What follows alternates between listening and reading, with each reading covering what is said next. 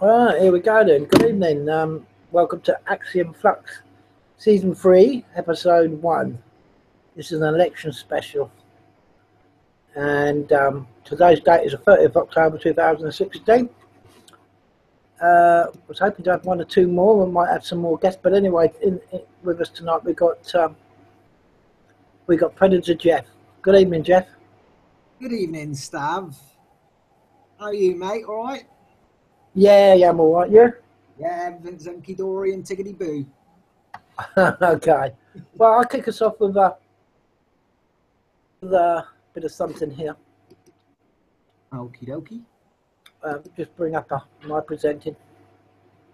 Oh yeah, I think so. Oh dear. That's it. Right. Well, we've got this election, American presidential election, haven't we? On the 8th, isn't it? Which is next. I think it's next Tuesday. I think it's the 20th, isn't it? I thought it was the 8th of November. Oh, I thought it was the 20th of November. Not sure, mate. I'm hoping it's the 8th of November. I'm pretty sure it is the 8th of November, isn't it, Nick? Yeah. So I'm just checking with the other. Yeah. Anyway, so what do we know? Well, there's only one guy in it we don't know much about, or we do, from what we're told. But recent history is, of course, there's two. There's Hillary Clinton, who's the Democrats' candidate, and Donald Trump, Republican candidate. So there's all the political rubbish out of the way. Well, do we need to... There's about 4 in there, Stav. I know there's a lot of independents, but they're not going to get a shout, are they? Well, unless something rather strange happens, but you never know. Perhaps a UFO will come down on land and endorse one of the independents, and that'll be that. But I don't think that's going to happen. But you never know. But anyway, as it goes, realistically, it's one of the two, isn't it? And obviously, the hot favourite with the Clinton News Network is obviously Hillary Clinton, and a lot of the mainstream media, although Fox is notoriously known for supporting the Republicans. So anyway, with that, well, we don't need to know about Hillary Clinton, do we? I mean, she's been on the scene for 30 years and had various positions in governments. And one particular one just recently, and we've heard all about the WikiLeaks and do we need to go into that, the Benghazi and the rest of it? If it's not common knowledge, I suggest you check it out. And some people allegedly would say gun running to the insurgents in Libya and all the rest of it. So anyway, go read WikiLeaks, I think. So anyway, all I've got here is Breitbart. Now, I mean, a lot of political-minded people say, well, that's a, Republican, right-wing, website people, whatever. But what it does here is, this guy, Donald Trump, not a politician. People seem to, I don't know if they forget that or not, or whether they know that, but he's not a politician. He's not a governor or anything like that. So. Oh, not a career politician, let's put it like that. No, that's right, yeah. But anyway, politics, yeah. So he's, this article's 28 things Donald Trump promises to do as president. Now, I've checked, I did bother to check recent videos of some of these rallies and conferences that he's done leading up to this. And everything that's written in these 28 is actually, I've seen him actually say in his speeches, etc. So, it's not like if this article is putting something out he didn't say. So I've sort of done a little bit of homework on that. So all of what he says here, well, all that this article says anyway, is actually what he said at these rallies and conferences. So anyway, we're starting with this. Now, I'll go down one at a time. If you want to interject, Fred, any time about any of these, then please do. Can I just say, it's not come up on the screen. Whatever you're putting out. Oh, isn't it? Hang on then, because we seem to have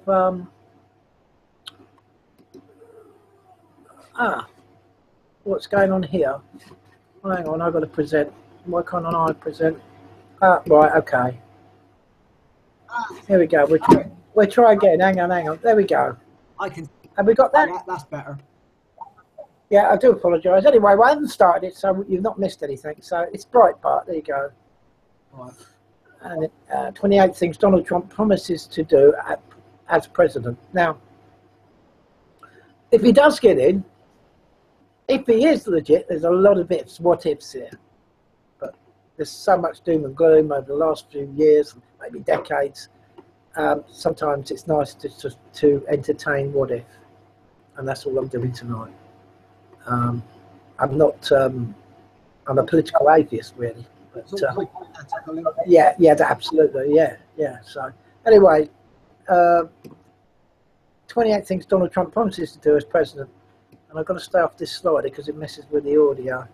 So it says Donald Trump is laying out, delivered a long list of things he would do if elected president. During an appearance in the Gettysburg, Pennsylvania, he vows to act on them in the first 100 days in office.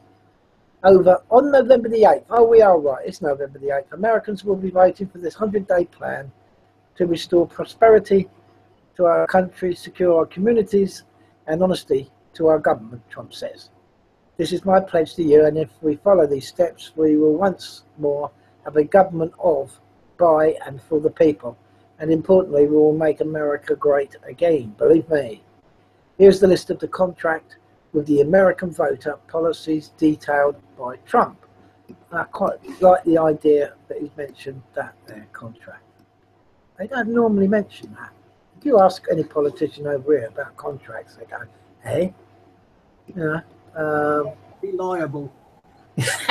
Exactly. Actually, they know that there's a liability attached to the word contract. Exactly. So they seem to like agreements rather than contracts for obvious reasons. So anyway, we'll start off with number one of his proposals here, which he wants to do if he gets elected as the president. And number one is propose a constitutional amendment to impose term limits on all members of Congress. Well, at the moment, you know, these guys can be Congress members and governors for indefinitely. And that's why you see the same old cracky faces in their version of a parliament, which is a Congress. Reject their staff. Yeah, sure. Did you know that a Congress is the collective term for baboons? Yes, I did. Yeah. I think that says it all, doesn't it? It does. Well, this particular Congress does have young baboon members to the troop, but they seem to hang around for several lifetimes. I know, I've just noticed that. So his plan, allegedly, this is all allegedly, is that he's going to put a fixed term. So like a president himself, the fixed term for a presidency is they can only go for a second term, which is a maximum of 8 years that you can serve as president. You can't do it anymore. Got 5-year terms over here now, haven't we? Yes, that's right. I don't know how many terms are, if they're limited to the amount of terms in the UK, I'm not sure. What, in Parliament or Prime Minister? Prime Minister, that's what I'm saying. I mean, Cameron upped it to a 5-year term as soon as he got in office, didn't he? Yeah, well, they can run for, don't forget, Mrs. T ran for 12 years, wasn't it? Oh no, was it 10 years and she got ditched 2 years on her last term? Was it 10 years as well? Pardon? Who, Mrs. T? Who's that? Thatcher. Oh, Thatcher. Yeah. I think she'd done a third term, didn't she? And then the Ides of March or version of it, the knives came out in the middle of the night. There's no limit on the amount of terms in the UK then. No, it doesn't look like it. I'm not that on the idea of that. I don't know. Actually, I should know, but it's not something that's. I don't know whether it's written in the Constitution. If it is, right, by all means, put it in the text if anybody's listening. Anyway, carry on with your with the list there. So anyway, I kind of think that's a good idea, because then if you've got some corrupt Congress members, you know, at least the people can get them out. So that's something they can't at the moment. So there we are. And with all this lobbying going on, you know, with these people, yeah, I think that's a good idea. So if I was an American sheeple voter and I didn't know what I was talking about, which I don't anyway, but but if I knew, if I didn't know any better, and I just thought that, you know, all this stuff is all legit and there's no corruption and whatever, and I was just a voting sheeple man and whatever, I would put a thumbs up to that. But there we go. So I'll move on anyway. To institute and hiring freeze on all federal employees to reduce federal workforce through attrition, exempting military, public safety and public health. Well, yeah, again, it's a check and balance on the on federal employees. In other words, you know, reduce federal workforce through. They want to cut back on the amount of federal agents, employees, a bit like our civil service. Limiting the size of government? Yeah. Okay. Yeah, I'd go along with that. We could, you know, with smaller government, less government, the better. Yeah. So there we are. And that's across the board. Their version of civil servants, whatever they are. I guess they're called civil servants. I don't know. But whichever. So that's okay. I'm not too bothered about it. But yeah, it's okay. And then we've got 3. Require for every new federal regulation, 2 existing regulations must be eliminated. I think that's quite a good idea. Because, again, if I was a sheeple and I believed in statutes and that sort of thing, if they want to bring in a new statute, they have to take 2 out to replace it with, because you've got too much of this rule business, too many codes.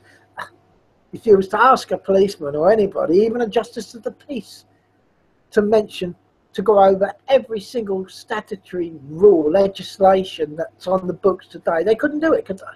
Hundreds of thousands, stuff, you know.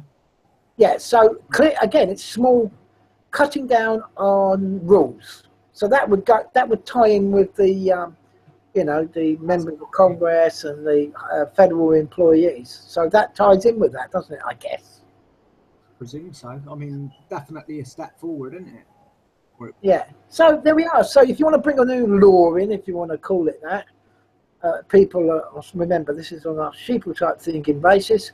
You call them laws, then you've got to chuck 2 laws out to make room for it. So I think that's not a bad idea in that world. Number 4, institute a 5-year ban on White House and congressional officials becoming lobbyists after they leave government services. Well, that, I'm not sure, this has been mentioned over here, I think, a while ago. So, you know, they shouldn't have nothing to do. If they're out of government, or they're out of Congress, or they're out of the White House, or whatever, then they're out. They shouldn't have any influence over anything after they're out of it. So why should they be able to lobby? I don't know, because then there's going to be some sort of conflict of interest there, because they're ex-government workers and they know the chums that are in there, and on, isn't it? I think, Fred, am I on the right lines? Yeah, I'd agree. I'll go along with that. Yeah, definitely got too many people. It shows that a lot of these people are in corporations and all that anyway. They've got corporations. They need to do that, you know. Yeah, so I think all lobbying should be banned anyway, but that's another thing. But then, like I say, I'm a political agent. I'm trying to look powers, isn't it? Separation of powers between state and corporations. Yeah. Absolutely. It's to prevent fascism, as some people call it. Exactly. Yeah. The merger of state and power, isn't it? Some term as fascism. So there we are. I think, I don't know whether that's a misquote or misinformation, but allegedly Benito Mussolini said that. So I've heard that before. Yeah, the merger of state and power, state and corporate power, is fascism. That's what is allegedly what Benito Mussolini said. So there we are. Fascism. Yes. Sounds about right, actually. So there we go. Number 6. Let's move along, because there's 28 of these, and I don't want to bog you down too much. But it's interesting because a lot of people won't, especially from our side of things, that have woken up and done a lot of research. Yeah, we're on 5 now, Eh? We're on number 5 now.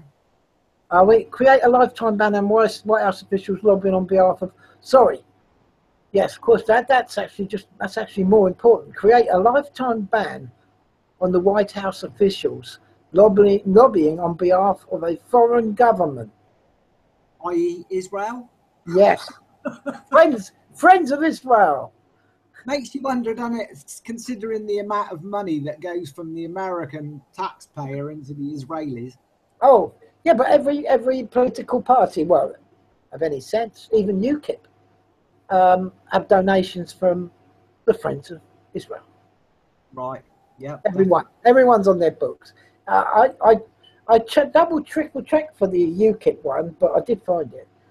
Of course, you just go into .gov and you can see Liberal, Conservative and Labour, and it's bam, right there, you know what I mean? So, not a conspiracy theory at all, but there we are. So I think, yes, as an idea, yes, of course. Of course. So I would, if I was the American sheep of voting public, of course. But then I'd go, wow, do they have that much influence? But anyway. Number 5, done that. Number 6, institute a complete ban on foreign lobbyists raising money for American elections. Well, that's, it speaks for itself, So, if Uma Duda wants to, I think she's Saudi, isn't she? Is that the one that's Clinton's aide? Yes.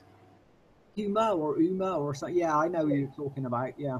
I think she's Saudi or something to do with the Saudi world or something. Yeah. And I think there's been money moving into the Clinton Foundation, obviously, campaign. And I think I haven't peeled enough of the WikiLeaks onions because there's been so many. I've only concentrated on the ones that have really been brought out, like 21st Century Wire and the rest of the guys, whoever's brought them out. The mainstream has had to cough them out as well, which they have done so. Again, yes, of course. Number 7, announced intention to negotiate NAFTA or withdraw from the deal under Article 2205. Well, NAFTA was pretty naff, wasn't it? I mean, what is NAFTA? North American trade agreement. Forgot what's the F for? Come on, PJ, put it in the text for us. Anyway, yeah, it's a total disaster. Everything is a total disaster to do with NAFTA. Okay. I'm not going to go into the explanation of it because it's beyond me, but there's tons and tons of it. It's a complete money laundering, another money laundering, tool of the powers that be. Yeah. Right. Basically. Big time. But again, I suggest, I'm not an expert on all this stuff because, like I say, being a bit of a political atheist, I've not looked into a great deal of this, but I just thought it would be good just to break down these bits and pieces because a lot of people like us, Fred, and other people that have done our own thing, really, will probably dismiss Trump, and probably rightly so, from what we've learned, as I'm not going to bother reading his policy. Give me a break, we know what he's about. We know what they all are about, these talking heads, and whichever. But I think this time round, and I'll give you 1 or 2 reasons out after you've done your little bit and what you want to talk about, why I think things are about to change. But anyway, number 8. Sorry? We've sort of broken the camel's back, haven't we? By Brexit. And I think with the American, if they can get Trump in, I think that'll break the camel's back as well. Well, they tend to, these things don't happen by chance, and they do come out because, let's be honest, the powers that be, whoever they are, will have to be consulted, and they'd have to be part of all this anyway. So, I mean, that's even on just the edges. They're probably running the whole thing. I'll let you carry on with the list so you can get through it. I'll keep your mouth shut. No, you're all right. No, I like it. I like your interjection. It's almost like a crosstalk, and you can interrupt at any time. But there's only me and you, so it's not so difficult. Yeah, well, we can talk about this at the end. We can go over the reasons and buts and ifs and buts and why. what if, the big what if. Anyway, we'll come to that. Number 8, announced withdrawal from the Trans-Pacific Partnership. Well, even the people, if he was to do that, would get a thumbs up from the political atheists, I think. Right, definitely. Yeah, that's a good one. I like that. Yep. So that's, that's the Pacific one and the Atlantic one for the EU as well. They don't want that. So EU are really up the shitter. Excuse my language. Well, that puts the power back in government and takes it off the corporations, because with the TPP and the TTIP and all that, what that was basically doing was holding governments, corporations being able to hold governments to account and sue governments and things. Yes, it's a complete through whatever they want, without any ethical. Then you have got fascism on steroids. You have got tyrannical governments, but corporations that are governments. See, if that comes in, then there's no point in having any resemblance of what could be deemed a democracy anyway. So it's a complete waste. So that's got to be a thumbs up, even from me as a political atheist. Anyway, moving on. 9, direct Secretary of the Treasury to label China a currency manipulator. Wow. Direct Secretary of the Treasury to label. Well, he's got to call China out, basically. Right. That's it. It's got to be put in that China are nothing but currency manipulation. And I guess really they can, like we said earlier on when we were chatting, that they can. Calling the kettle black, though, isn't it? I know. Currency manipulator. I mean, of all the countries, probably the USA is the biggest currency manipulator of all. Of course, what Wall Street? I mean, what else do you want? Yeah. The Federal Reserve. The Federal Reserve. The entire currency thing is all speculative now, isn't it? Everything. Yeah. Anyway, that's I've got to think about that one a bit. I don't know whether we'll come back to that one, but that's all pie to pie. I don't know whether they can. Number 10. Sorry? Number 10 now. Number 10. Direct the Secretary of Commerce and U.S. trade representatives to identify all foreign trading abuses that unfairly impact American workers and direct them to use every tool under American and international law to end those abuses immediately. Foreign trade abuses. Well, that's this, who does? I think the EU does, the Chinese does, the Americans do, everybody abuses that. It's not rocket science, that, but yeah. Okay, I'll move on that one. I think it's just trying to say, look, we're going to be good guys and we're going to do things lawfully and proper and decent with morals. Oh, okay. Number 11, lift the restrictions on the production of $50 trillion worth of job-producing American energy reserves, including shale oil, natural gas, and clean coal. Well, that speaks for itself. And poor old indigenous Indians trying to stop that pipeline. Trump's not going to help them, I'm afraid, because he wants to open up he wants to open up the shale development. That's hydraulic fracturing. That's what it is. Yeah, I don't know why they want to continue with that. That is beyond me. That's not a good one. Yeah, but then he's a businessman, isn't he? Well, yeah, money first, isn't it, with all these, these big guys. I don't know. Now, well, next one. Well, I could just fairly say, I don't even think there's $1 trillion in the American shale business. That's another subject I talked about last year, and I think it's just all a pump and dump scam for the oligarchs of the markets. Well, they started fracking in I can't remember where it is in the UK now. They've started one of the fracking things. They've green lighted it, and it's basically there's no profit in it at all at the moment because oil prices are so cheap. That's it. That's right. Yeah. They're not actually going to make any money out of it. So why they green lighted it is beyond me. It's not even viable. Well, he's either got, you know, he either knows the score, he's being very, very naive. He will be a pump and dump business scammer because that's how they make the millions and billions. And I see that as nothing else but pump and dump. I don't think the, you know, it's in the shale anyway. I don't think the quantity's in there. Right. And I think it's more to it. It's to do with market manipulation, making shitloads of money, pumping shares up, dumping them, getting off, and leaving Joe Soap with nothing basically, and cleaning up. But there we go. That's another thing. So I'm not thumbs up or anything for that. So I'll go buy that one. So nothing. So anyway, number 12, lift the Obama-Clinton roadblocks and allow vital energy infrastructure projects like the Keystone Pipeline. There we are. There we are. So there we are, the Keystone Pipeline, and obviously this place where they're having the protests, and it's getting very nasty for the indigenous American Indians on their reservation.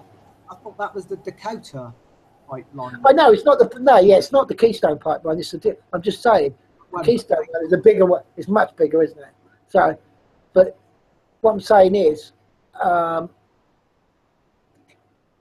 I don't see any relief for any of these people, like these guys that are protesting at the Dakota one, because, you know, the guy wants to open America right up for all the natural resources he can get. But I think he's either being very naive or, you know, he's a pump and dump scammer because he is a businessman. Simple as. I mean, I'm saying a lot against him at the moment, but he started off well, but it's getting a little bit, you know. What is it? 13. Cancel billions in payments to the UN climate change programs and use the money to fix America's water and environment infrastructure. That's a little bit. That's a little bit. What's the word? Well, not hypocritical, but counterproductive to number 12, isn't it? Because I was thinking the same thing. I mean, they want to cancel billions in UN climate change programs, which I'm all for. That's great. Yeah. But then, you know, to fix the water, fracking from number 12 is going to bugger up the water. Bugger up the water, then use money. Yes, exactly. So, America's water and environmental infrastructure. I think I better move on. Number 14, cancel every unconstitutional executive action, memorandum and order issued by President Obama. Well, that means the NDAA. What was the NDAA? I can't remember what it stood for. National Defense Authorization Act. That's it. That's it. Yeah. Which means, you know, that means corpus juris. That means guilty until proven innocent. That means they can arrest you and detain you for as long as they like without actually going to court or anything. So that one gets a thumbs up. Yeah. Yeah. So, I mean, and all the other executive orders that Obama has inked in the, you know, during New Year's Eve celebrations, like the NDAA was. I think he's done quite a few, you know, a few of the dodgy constitutional things. Oh, absolutely, yeah. So let me see. Yeah, so I think that's a thumbs up for me. I think number 15 wrong. Number 15. Begin the process of selecting a replacement for Justice Scalia from one of the 20 judges on my list who will uphold and defend the Constitution of the United States. That's yeah. I don't know much about this Justice Scalia, but I think he's not a very good constitutional judge because he's not a code judge. He's the common law constitution. I don't know what they call it. It's a constitutional court, isn't it?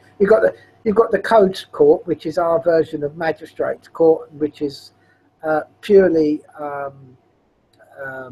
administrative and corporate, and then you've got your constitutional court, which is basically our high courts, which is Queen's Bench, whatever you want to call it. If they're going to replace him, then presumably that's a thumbs up. Yes, if anybody does listen to this and they want to leave a comment, please do. And put us right about Justice Scalia. I think he's proverbially peed all over the Constitution several times by the sounds of it. That's a thumbs up, then, definitely. Right, number 16, cancel all federal funding to the sanctuary cities. Now, sanctuary cities. Is that Agenda 21? Is this something to do with the immigration? Sanctuary cities. I think that sounds very much to me like the idea about Agenda 21, where they force everybody into big cities or something. Maybe, I don't know. I might have that wrong completely. I don't know. I think it's certain. You could be right. Again, I'm guessing and assuming that it's something to do with these places where asylum seekers go and they get special. Oh, right. Okay, I'm with you. I think so. I'm not sure. Again, I really should have checked these out. Some of these I didn't hear him in his speech, but I think I might have heard them. That's quite typical Trump, then, isn't it? That's anti-immigration type thing. Yes, yeah. That's it. Right, let's move on. 17. Begin removing the more than 2 million criminal illegal immigrants from the country and cancel visas to foreign countries that won't take them back. Right. I might have a slight different thought on that than you there, but I think I'll put it over to you, Fred. And there's a touchy one, that, for certain people, but for me, and I'll tell you for why, and I'll probably get completely scorned for it. But what do you think, Fred? Well, 2 million criminal illegal immigrants. I mean, why would anybody want that in their country? Personally, if there's a criminal, then they're no good for the country. They've got enough. I mean, America's got enough prisoners, haven't they? I think they've got enough prisoners to sort of, they're doing a good enough job for the whole world, aren't they, over there? Absolutely, and I think enough is enough. In that, there's been several instances I've caught occasionally throughout the year where the illegal immigrant has come in for the second or third time. I'm not repeating the words of Trump, but I think he said something about this in a recent rally, and have killed people, and they've been bailed out and they're back on the street illegally. That's the one. That definitely. Or they're giving them citizenship. How about that? They've come in for the second or third time illegally, killed an American citizen, right, and been let off and given American citizenship. So I mean, that's crazy. What's that, through some sort of amnesty program or something? Yeah, well, it's Obama, isn't it? That's what Obama's all about. He's all about turning the other cheek. But then, I'm very much turn the other cheek to a certain point. And yet, but like the Americans in jail for stupid little things, I mean, I seen something yesterday, Stav, that apparently China has got 4 times the population of America and half the amount of prisoners that America has got. Seriously. Well, they don't. But to be fair, they don't. I suppose they don't poke their head above the parapet so much in China, because they know full well it will be chopped off. No messing. Yeah, definitely. I guess I don't know. I'm just assuming, but I just think that it's immigration. It's immigration in its right amount for the right purposes has always been. I mean, the American Republic is built on immigration. Forefathers were, they're colonies of Europe, but actually English colony. That's what, this is. So they were immigrants themselves. And according to a lot of indigenous people in the United States, or say indigenous as far as we know, the Red Indians, they are still immigrants, even though they run the country. Controlled immigration system, basically. Yeah, I mean, basically, and also you have to look on the size of the landmass here. I mean, when you look at the UK, I mean, it's tiny. The state's bigger than the UK. You could fit all of UK into one state in America, you know. Easy. Well, certainly, probably more than once in Texas. But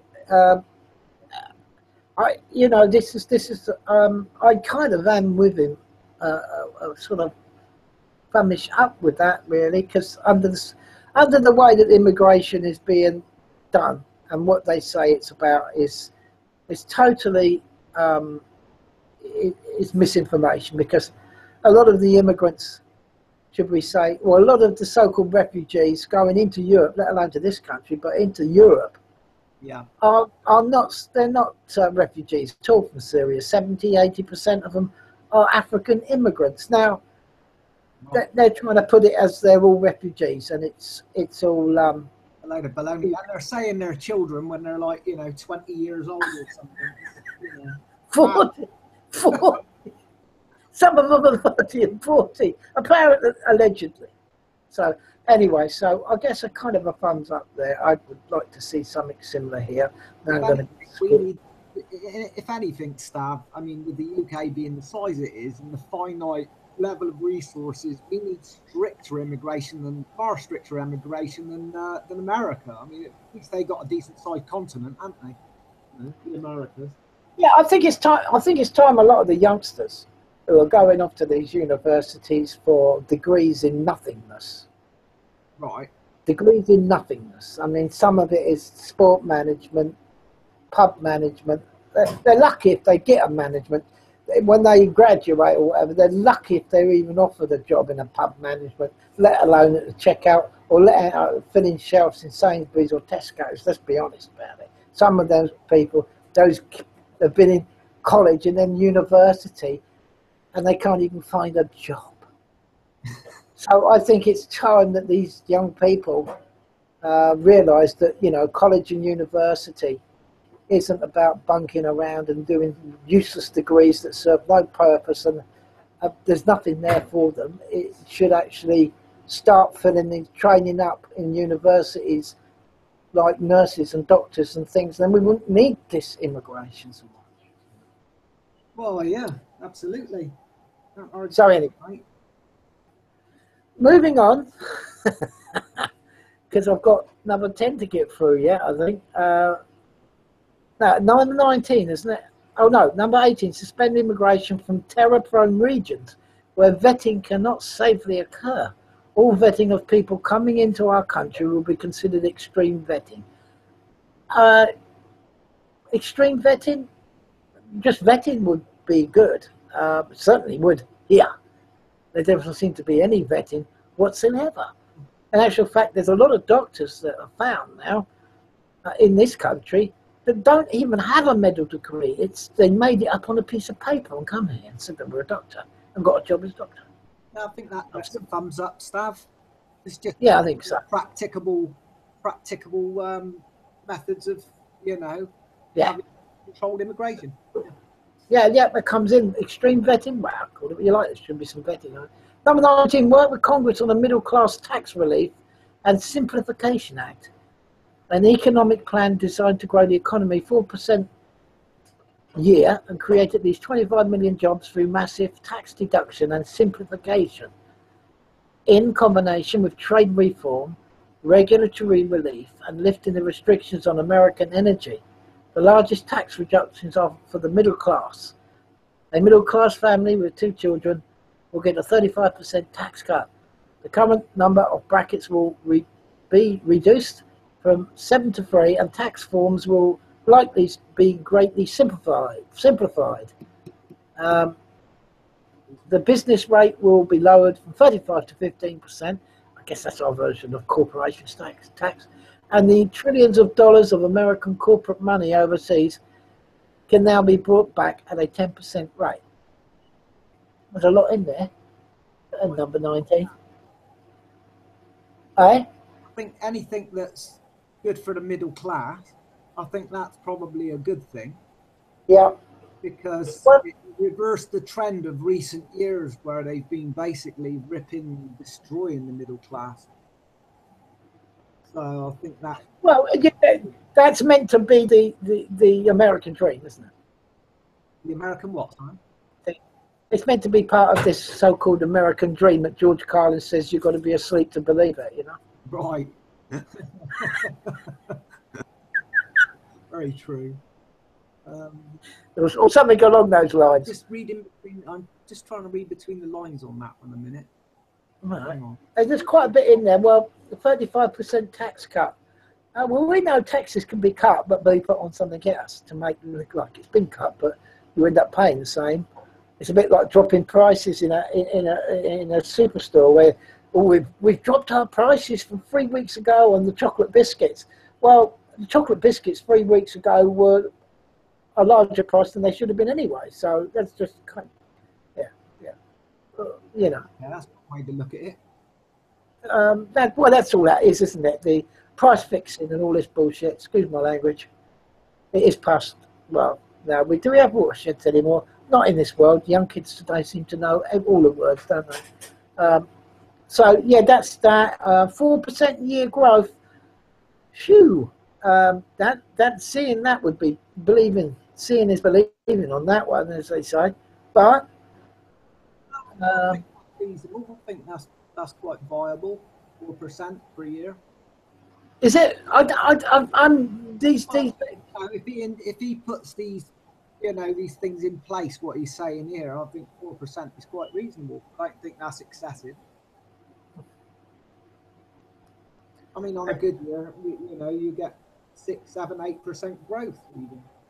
Yeah, I know, but now they wax lyrical as a not sort of my term for it, but they use it a lot. It's stuck in my head for some reason. Perhaps I should get rid of that crap. But anyway, over a 0.01% growth a year. It's with the negative interest and everything else. I think the worst example of growth in the world at the moment is the European Union. Yeah. Economic growth in the European Union is atrocious, if existent. I mean, they're saying that the only continent worse than the EU for growth is Antarctica. Is there anybody there? Exactly. And that's the point. Well, I'd say static growth at the moment would be a result, but there we are.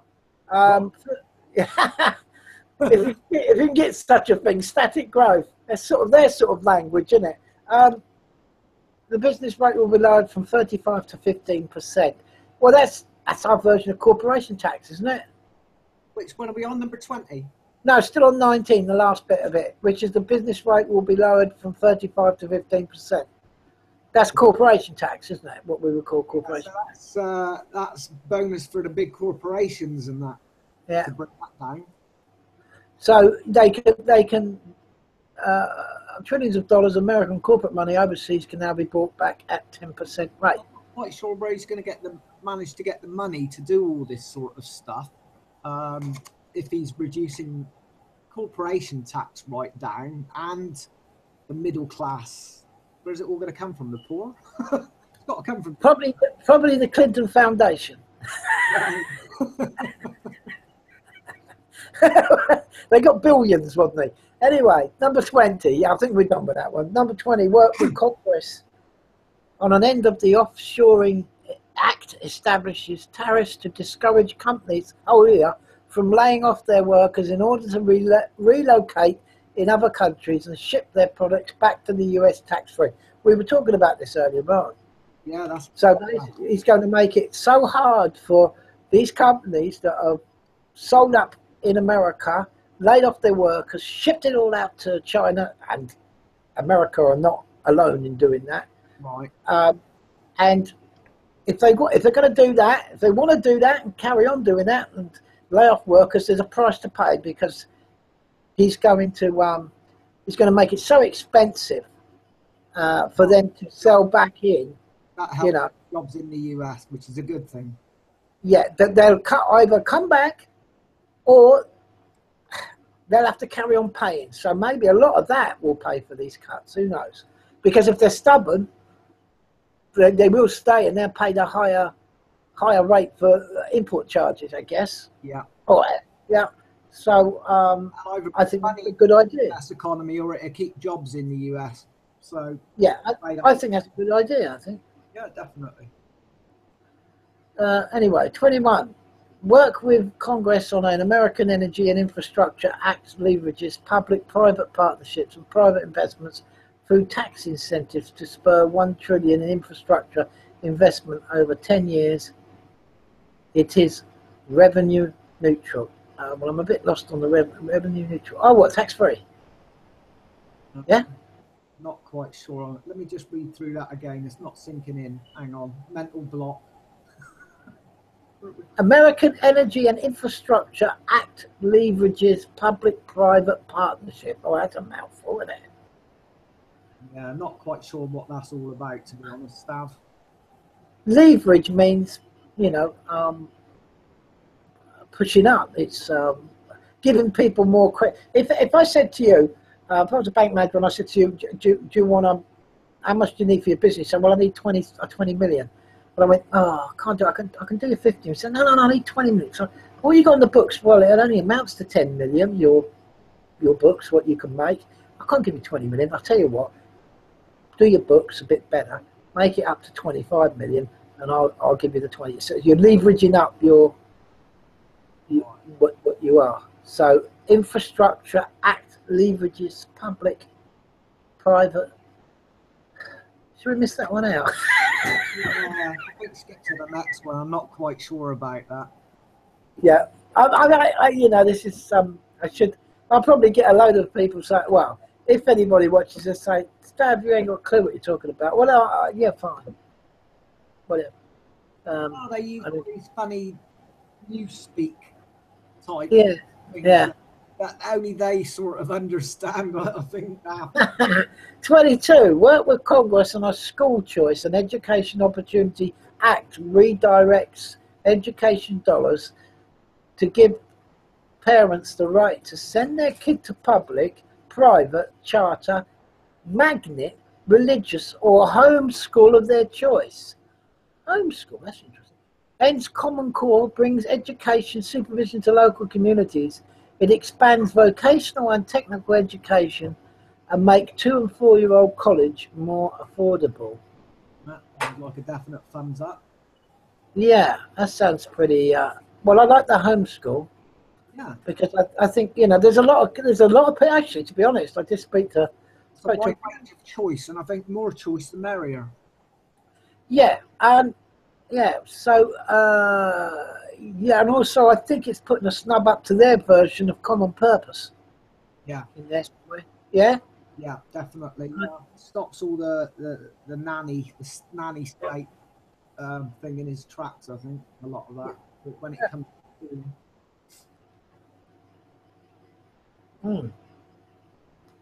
23. Work with Congress on a repeal and replacement of Obamacare Act. Fully repeals Obamacare and replaces it with a health savings account, the ability to purchase health insurance across state lines, manage Medicare funds. Reforms will also include cutting red tape of the FDA. There are over 4,000 drugs awaiting approval, and we especially want to speed up the approval of life-saving medications. Right. Well, Obamacare is a total.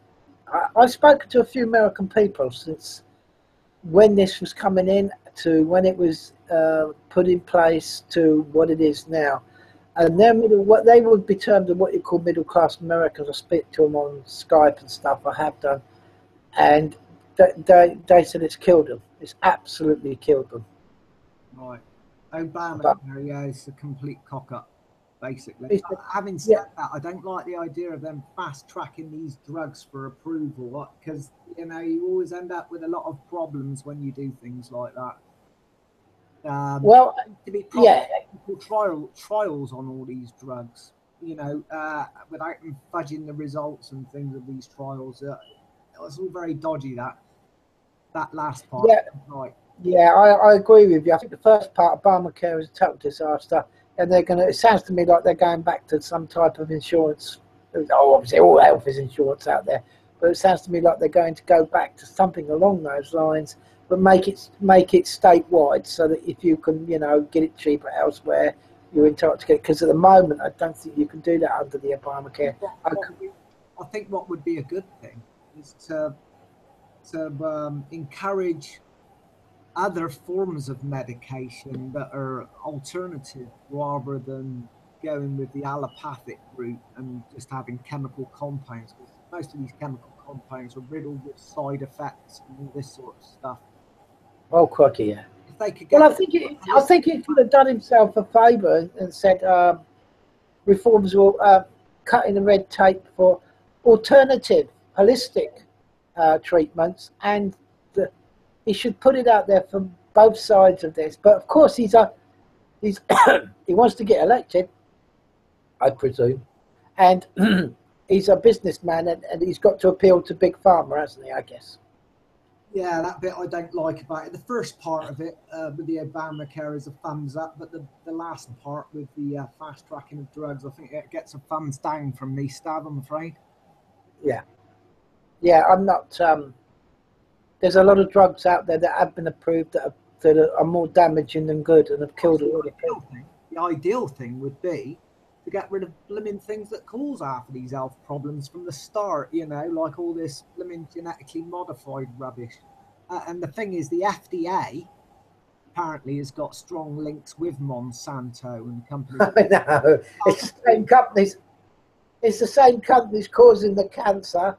Yeah. Who want to give the treatments for cancer. Yeah, exactly. I wonder whether they're working together with big pharma to, you know, to get these drugs. Yeah, but this is yeah, and absolutely, and it's not a conspiracy theory, and it's not undenied by the pharmaceutical companies, because they have warnings on their packets. Could cause these side effects. Couldn't kill. Can kill. Right. Under certain circumstances. So it's not like if they're not, you know, you read their disclaimer, and you get it with every packet of pills, and it's a mile wrong with the side effects. And that they're not denying that, you know, their drugs could possibly kill you if you take them. What's the difference between the FDA, between the pharmaceutical companies and Monsanto, is that with Monsanto you get no labelling whatsoever. No. You know what I'm saying? Yes, plant this genetic seed and you'll never be able to plant anything else in your life. Yeah, you're totally reliant then on Monsanto for its... fertilizers and the rest of it. Roundup is the main one, isn't it, that they use? Yeah, glyphosate, is it? Glyphosate, yeah. Yeah, people should, again, do some reading, people. Do some research of your own. Don't rely on these big corporations. What they do in America and England is, with the glyphosate, is they spray it on the crop before harvest, usually with wheat. And of course, they put wheat in virtually everything nowadays, don't they? So it's getting into us and causing us all sorts of inflammatory conditions, chronic illnesses, and things like that. They only do it, the farmers do it just to make the harvesting easier, the actual process of the harvesting easier. Yeah. Right before harvest, they spray it on there. Awful stuff, glyphosate. Yes, so I suggest people do a lot of their own research on this, because, you know, the pharmaceutical companies are corporations. Corporations want to make numbers. Yeah. That's all there is to it. There isn't anything else. Nothing else other than top priority, whether there is any morals in any of this, is the numbers. It's a numbers game. That goes from the... It comes before ethics in there. Yeah, that's right. That comes straight from the lab, straight to the street, to the dispensing and supply and everything. So anyway, we'll move on. 24, work with Congress on Affordable Childcare and Elder Care Act. allows Americans to deduct childcare and elder care from their taxes, incentives employers to provide on-site childcare services, and create tax-free dependent care services accounts for both young and elderly dependents, with matching contributions for low-income families. So that sounds a bit... Work with Congress on Affordable Childcare and Elder Care Act allows Americans to deduct childcare and elder care from their tax. Incentivizes employers to provide on-site childcare services and creates tax-free dependent care savings account, both young and elderly dependents. Matching contributions for low-income. Not quite sure about that. Well, I think it's what he's trying to do is he's trying to put the power back into people so that they can get tax cuts if they the companies can get tax cuts as well if they provide if they're providing childcare for work or care for elderly or anything like that. Or an incentive. Both it says to incentivize employers to provide on-site childcare. So creches and things for companies to provide, and we'll take some tax off for you if you provide that for your employees and that sort of thing. Yeah, I don't think that's too bad. Sounds no, and especially for elderly dependents with matching contributions for low-income families. So that's kind of a socialist type thing, isn't it? So I guess something that wouldn't be out of place with a certain Mr. Corbyn, would it? I guess, or is that not enough? Those lines, I'd say, yeah. 25. Work with Congress on an End Illegal Immigration Act fully. Funds the construction of a wall on the southern border with the full understanding that the country Mexico will be reimbursing the United States for the full cost of such wall. Establishes a 2-year mandatory minimum federal prison sentence for illegally re-entering the U.S. after a previous deportation, and a 5-year mandatory minimum for illegally re-entering for those with felony convictions, multiple misdemeanor convictions, or 2 or more prior deportations. Also reforms visa rules to enhance penalties for overstaying and to ensure open jobs are offered to American workers first. Well, that's a culmination of 2 or 3 of the others we've already talked about on here, isn't it? I don't like that. It's enough bloody prisoners in America. I mean, all these sorts of... it's a bit OTT, and they've already got massive walls and fences anyway, apparently. They don't need to build these bloody great big walls and things. All they need, I mean, you think about it, if somebody illegally comes into England, what can they do if they haven't got a national insurance number, They can't get the jobs. I mean, all they got to do is, regulate it so that people can't get the jobs and things like that if they haven't got the national insurance number. You know what I'm saying? Well, they shouldn't be here illegally, should they? Well, no, they shouldn't be there illegally, but what I'm saying is they can't cause any harm if they haven't got the ability to get the work and become economic migrants and send money out of the country. And that, I think that's all a bit over the top, to be honest.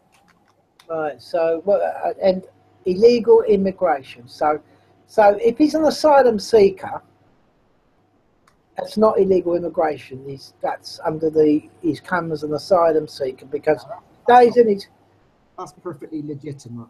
Yeah, so that doesn't cover this. So let's get that out of the way, because a lot of people get confused with that. They go, well, and let's put it another way. He can't support himself or his family in his own country of origin. He's claiming political asylum. That's a perfectly legitimate reason for entering another country. Right. He wants to come here to better himself, but he's got to do it illegally. I think that's what he's saying, and he's got to do it legally.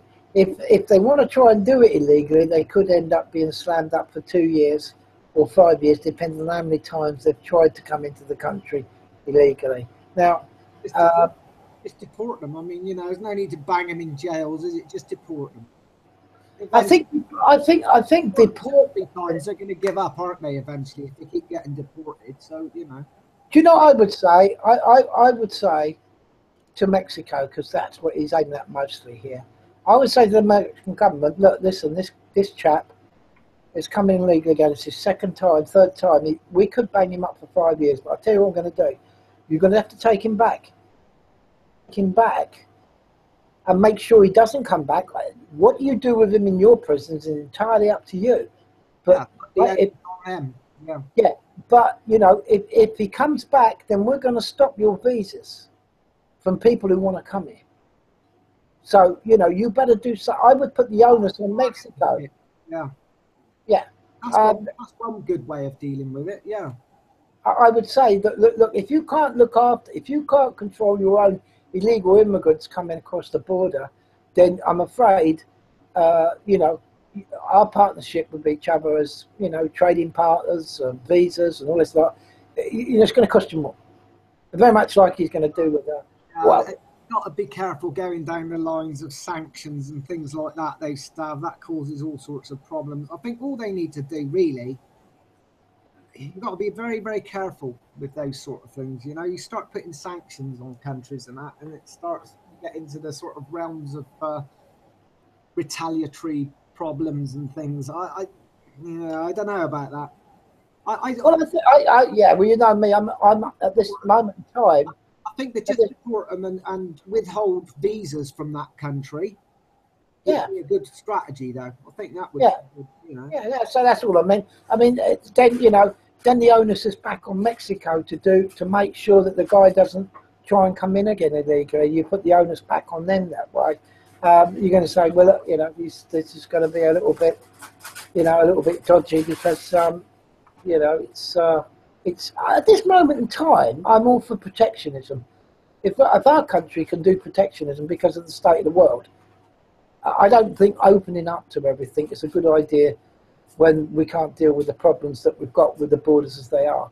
So I'm kind of with him on some of it, but like you say, perhaps he's missing a trick or two in there. He could actually perhaps tackle it a little bit more differently. Yeah, it's just how he implements it. Yeah, well, I mean, I'm all for the protectionism as well, Stav, to be honest. But, you know, it's just how it's implemented. It has to be done in a coherent way. Anyway, I'm all for that for the moment because of the way the world is, and something's got to be done about it. But anyway, what do I know? So 26, work with Congress on restoring the Community Safety Act. Restoring Community Safety Act reduces surging crime, drugs and violence by creating a task force on violent crime and increasing funding for programs that train and assist local police. Increases resources for federal law enforcement agencies and federal prosecutors to dismantle criminal gangs and put violent offenders behind bars. I'm all for common law, do no harm, do no loss.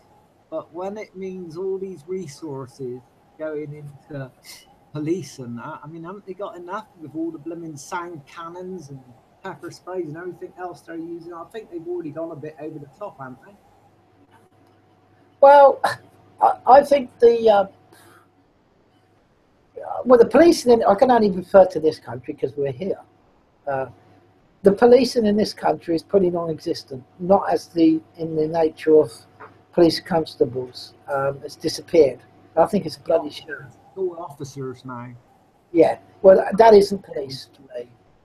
You know, you might as well just give a job to a guy on the road and say, look, put that uniform on and just do what I say. That's not as far as I know.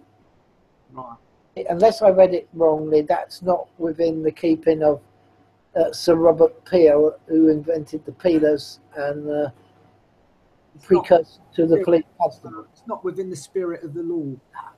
No, that's right. So police certainly need some training, that's for sure.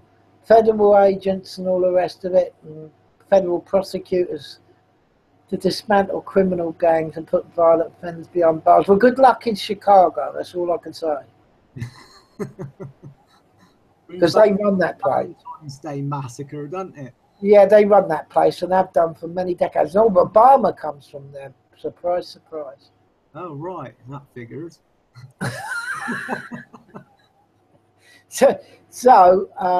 Yes, kind of. But yeah, make sure that the training is along the lines to what police well, in this country, police constables. In the spirit of the restoration of the rule of law, then I'm all for it.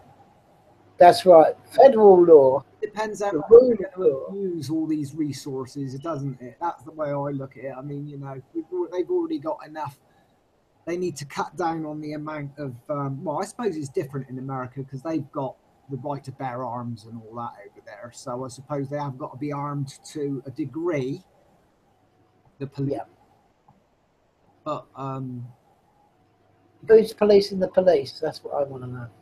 Yeah, who's policing exactly? That same as here. Who polices the police? Well, we know what that. I can't even be bothered to go through what they're called.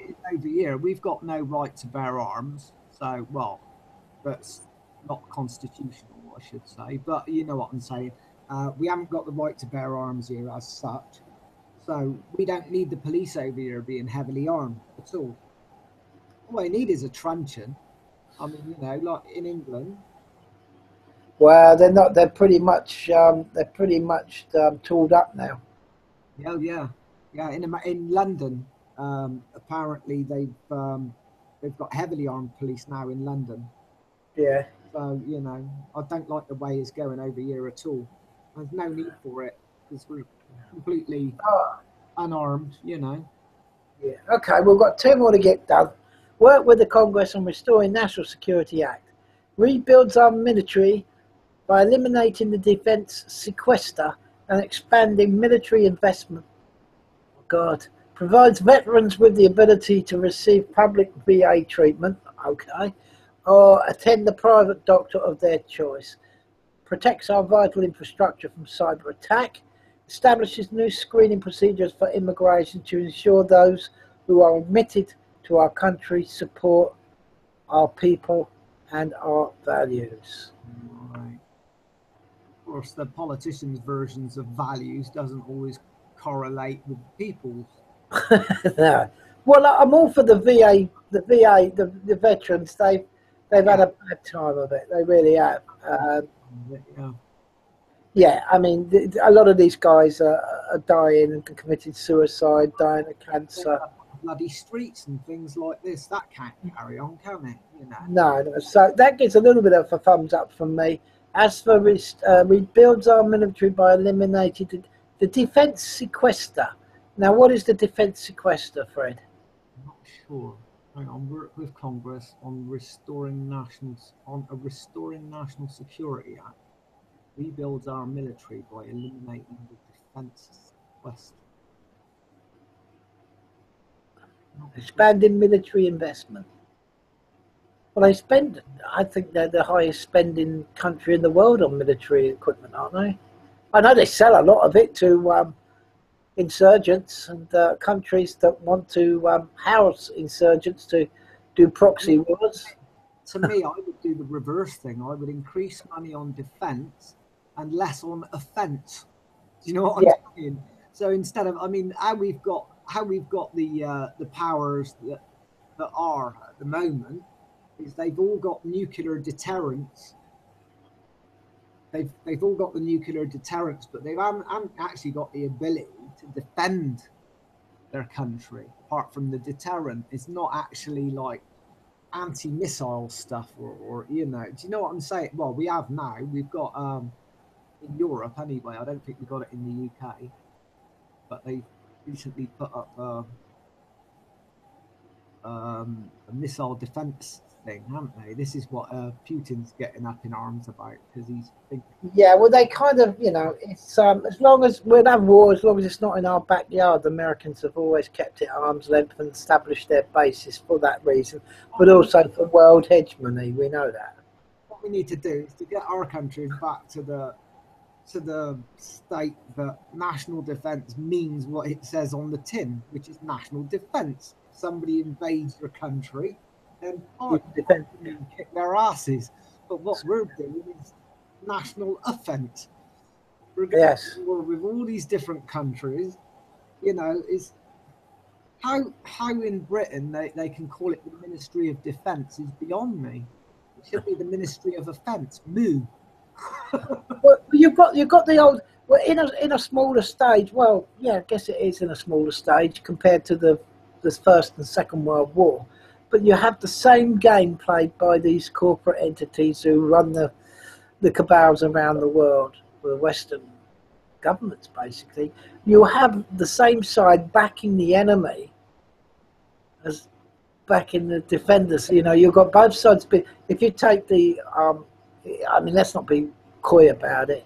You know, the insurgents that went into Libya and that continued into Syria are backed by the Western world via the Saudi Emirates. So, you know, it's pretty obvious. So you've got this game even going on today in the Middle East and other parts of the world, I think, or mostly the Middle East anyway, with the backing of both, you know, creating the enemy, financing the enemy, supplying the enemy with the military weapons, and then going in and saying we're going to kill them. It's crazy, you know. Mercenaries. Yes. That's what supplying the mercenaries. we did with Gaddafi, wasn't it? Send in the mercenaries. Yeah. So, yes. Well, we've sort of gone off track a little bit there, but the VA, yes, look after your own servicemen that have been stitched up left, right, and centre. Cyber attacks and that sort of thing. Cyber attacks, I think, is a good thing because cyber attacks can cause all sorts of problems. That's got to be a thumbs up. Yeah. Yeah. And yeah, well, that's not too bad, I suppose, overall. Anyway, the last one. Here we go. The work with Congress on a clean up corruption in Washington Act. Enacts new ethics reforms to drain the swamp and reduce the corrupting influence of special interests on our politics. I think that falls in line with the one that you did earlier about the lobbyists. So that's all along the same lines, isn't it? Which is a good thing. Yeah, well, I like the way it says reduce the corrupting influence on special interests. Not get rid of it, but to reduce it. Yeah. It's a good point. It's a good point. You know, that's a case of reading between. They must either be resigned to the fact that they can't completely abolish corruption, either that or I don't know. God knows. Well, I guess it's being realistic, isn't it? Yeah, I think it's being practicable, probably. But anyway, that's done that. I mean, he said a few things that I guess the Clinton Foundation would never say, or he wants to do a few things that the Clintons would never do in a million years. So I give him an overall thumbs up. I think if I was an American sheeple voter and I was still stuck in that paradigm, I would probably, and I had to vote, I would probably, if I, probably. It's a no-brainer, mate. I mean, there's a definite improvement on, I mean, with Clinton, all you'll get is more of the same. Yeah, exactly. We know you're going to get with Clinton. More of the same, more everything, Yeah, just look at the very past near history, and you should get a hold on what the Democrats and Clintons are about. I mean, I think Trump will economically improve the situation big time because I mean he's a businessman. He's been through it. He knows the score. He knows what needs to be done. So yeah, of course it's all hypothetical because if he does get in, which I went out on a branch, went out on a limb. Yeah, not on a limb. I don't. That's bullshit. Anyway, I said he'd get in anyway to a few people that I know, and I still stick by that. In actual fact, it's been more hardened over the last few days with this drip of these. When I say drip, it's thousands WikiLeaks and So it's exposing the obvious, what we know and have known for a while, to the general public sheeple, especially when it's going out on Fox News and all this lot, of what this, you know, to a lot of people, this would be shock, you know, shock. Wouldn't it But be to us, nice, Stav, wouldn't it be nice if, as well as reforming the economics of America, if he actually took on the bloody bankers? The banking, fractional reserve banking. I mean, he wouldn't, even if he was going to do it, he wouldn't mention it. Otherwise, he'd never get in. No. I mean, you know, consolidate his power within the White House before he can even consider doing anything like that. But wouldn't that be a nice thought if he could actually do something like that? I mean, there aren't many presidents that have done it. I mean, I think it's Andrew Jackson that said they're a den of vipers and I will rout you out by the eternal gods or whatever. Yes, that's right, absolutely. But I think he's trying to get more a distance from government, from private corporations and lobbyists. He's trying to put something in the way to stop it. You know, this is crazy because you get people like George Soros and Warren Buffett and all these people that, you know, they pump and dump, but they also have such a big. Well, anyway, go and Google George Soros, anybody, and just see what he's up to, from white helmets to all sorts of. Like the Bank of England, wasn't it, George Soros? Yeah, yes, £1 billion he made. 1 billion. Yeah, and of course he's not happy with that. No, no, that's pocket money. He's not even pocket. But he's more than just money. He's there by the powers that be. Very influential in markets and businesses and politics. It's what what's going to happen in the markets. Follow George Soros, basically. Yeah. Of course, we got all these horrible, despicable people who do actually turn up to these places, and that's not a conspiracy. Right. I went to the Bilderberg thing in 2013 at a distance, fringe rally. I mean, you're half a mile away from the place. But we did see certain people. Where was that to? Watford. That was held in Watford. Oh, was that this year? No, 2013. Alex Jones came over. Oh, right. And done his bit in the field. They had it this year. I think it is out in the middle of nowhere in Austria or some country. Well, they all turned up. David Icke. Yeah. They all turned up in the field. But anyway, there we are. Bilderberg's day is over and done. If Brexit comes about as it comes to fruition. Well, yeah, that's what I'll let you get on to yours. That's what the Bilderbergs were there for, because the job of the Bilderbergs was to create the European Union. That's right. So, but I think, yeah. Well, let's get straight into yours. I've got another thing about a short thing about if it comes up. It's come up on my screen, but it's a blank thing at the moment. Yeah, well, it's not coming up because it's not loading as per usual. Here we are. Another thing I think that Home Host, and it's meant to be him, even the powers that be, whoever it is, endorsing to be the president, is this guy, and that's Vladimir Putin. Now, a lot of people say, well, when did he say these things that he was endorsing them? Well, he did last year when he was just a nominee to run for the Grand Old Party, for the Republicans, before he got the nomination. Vladimir Putin was putting him forward, saying, he said here, plenty of reason to disagree with Russian leader Vladimir Putin, but unlike President Barack Obama, we know exactly where Putin stands on the Islamic State. And under Putin's leadership, Russian military has shown itself willing to kill the Islamic terrorists. Putin sees how weak and pathetic the American president is, which is why he just made a big announcement. Vladimir Putin endorses Donald Trump for president. From a recent press conference, Russian President Vladimir Putin had kind words for his stablemate Donald Trump during an annual end-of-the-year question and answer session in Moscow. Donald Trump is a really brilliant and talented person, without any doubt, Vladimir Putin told reporters, according to a translation by Interfax. It's not our job to judge his qualities, that's the job for the American voters, but he's the absolute leader in the presidential race. The GOP frontrunner has been blunt about his plans for defrosting US relations with Russia, should he be elected. He says he wants to move on to a new, more substantial relationship, a deeper relationship with Russia. How can we not welcome that? He said, of course we welcome that. So there we are. That was just a quick one.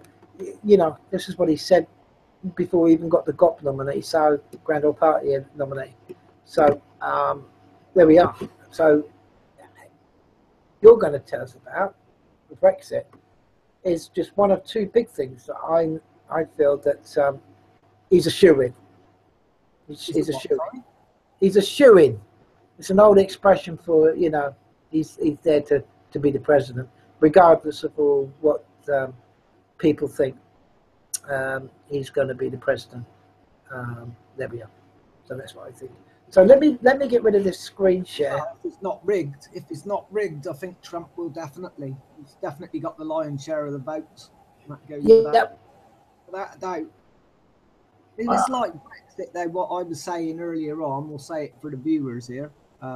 Yeah. Do you want to share the screen? Yeah, I'll do that in a minute. I was just going to say, before I do that, I was just going to say that what we had over here with Brexit was 80. I think it is in the polls were showing that we had about 82% for leave and about 15% for remain and only about 3% of don't knows.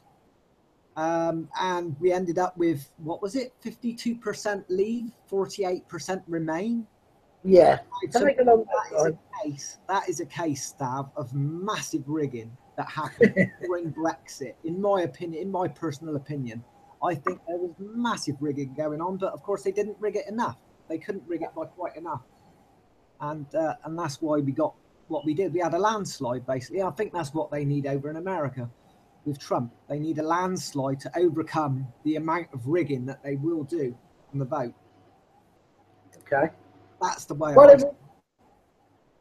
Because we know it I happened. agree. I think I agree. Treaty was rigged to the tune of about 40%. So that rigged the votes by an awful lot, you know. Anyway, I'll put that thing up on screen anyway, Stav. Hang on a sec. Yeah, okay. Let me put you over to present to everyone. If you click that little green arrow, and I'll put you in present to everyone, so you can see that. There we are. Yep, that's it. Yep, Brexit Central. Okay, I found this little article which I thought was quite interesting about Brexit. A bloke called Bob Lydon, who I suppose is an author of Brexit Central. I'll just get on and read it out anyway. We need to be out of the single market. Can you hear me all right, Stav? Yeah. Oh, it's just got a funny little noise in the background. I don't know what that is. That's my fan, I'm afraid. Carry on. Is the missus doing the vacuuming or something?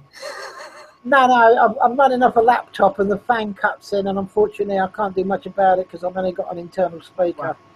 Microphone that works. Sorry. No worries. I'll crack on anyway. We need to be out of the single market before the euro blows. Bob Lydon is author of the Euro Currency Cul-de-sac, published this week by Global Britain. Retaining a share of saving the euro from its inevitable decline will be the price Britain has to pay if we choose to stay in the EU's single market. 17 years into the life of the euro, all the other 27 EU member states who are either in it, committed to joining it, or pursuing policies in exact alignment with it, have forgone all semblance of pursuing orderly economic growth with full employment within the context of price stability, the euro formula. Instead, it is a scramble at the member state level to kick off so-called strategic investment, meaning very large projects funded through the EU itself and the European Investment Bank, in both of which the UK carries a major slice of risk. This programme is called the European Fund for Strategic Investments, but there is no fund, just more borrowing and a political agenda to spend a lot of infrastructure that may or may not lead to economic growth in the long term. In the short term, the very large cost of these projects gets added to today's gross domestic product creating a semblance of stability and/or growth. The loans, not borrowed directly by the government, disappear into the haze of Eurozone secondary public sector debt. The European Central Bank's contribution is to fund commercial banks against collateral of questionable quality, bonds issued by private companies, liquid, rated as low as triple B. Triple B minus, is that on the end? I don't know. Since these banks cannot fund themselves through deposits, private savings creation is non-existent. For interbank deposits, other banks won't lend to them. The European Central Bank is also maintaining an invisible bailout mechanism through its payment system. Target Eurozone debtor states borrow back on an overnight basis what they have paid out, usually to Germany. No surprises there. This is structural long-term funding, but is contracted on a day-to-day basis because the amount, 600 billion, exceeds the size of any of the formal bailout mechanisms.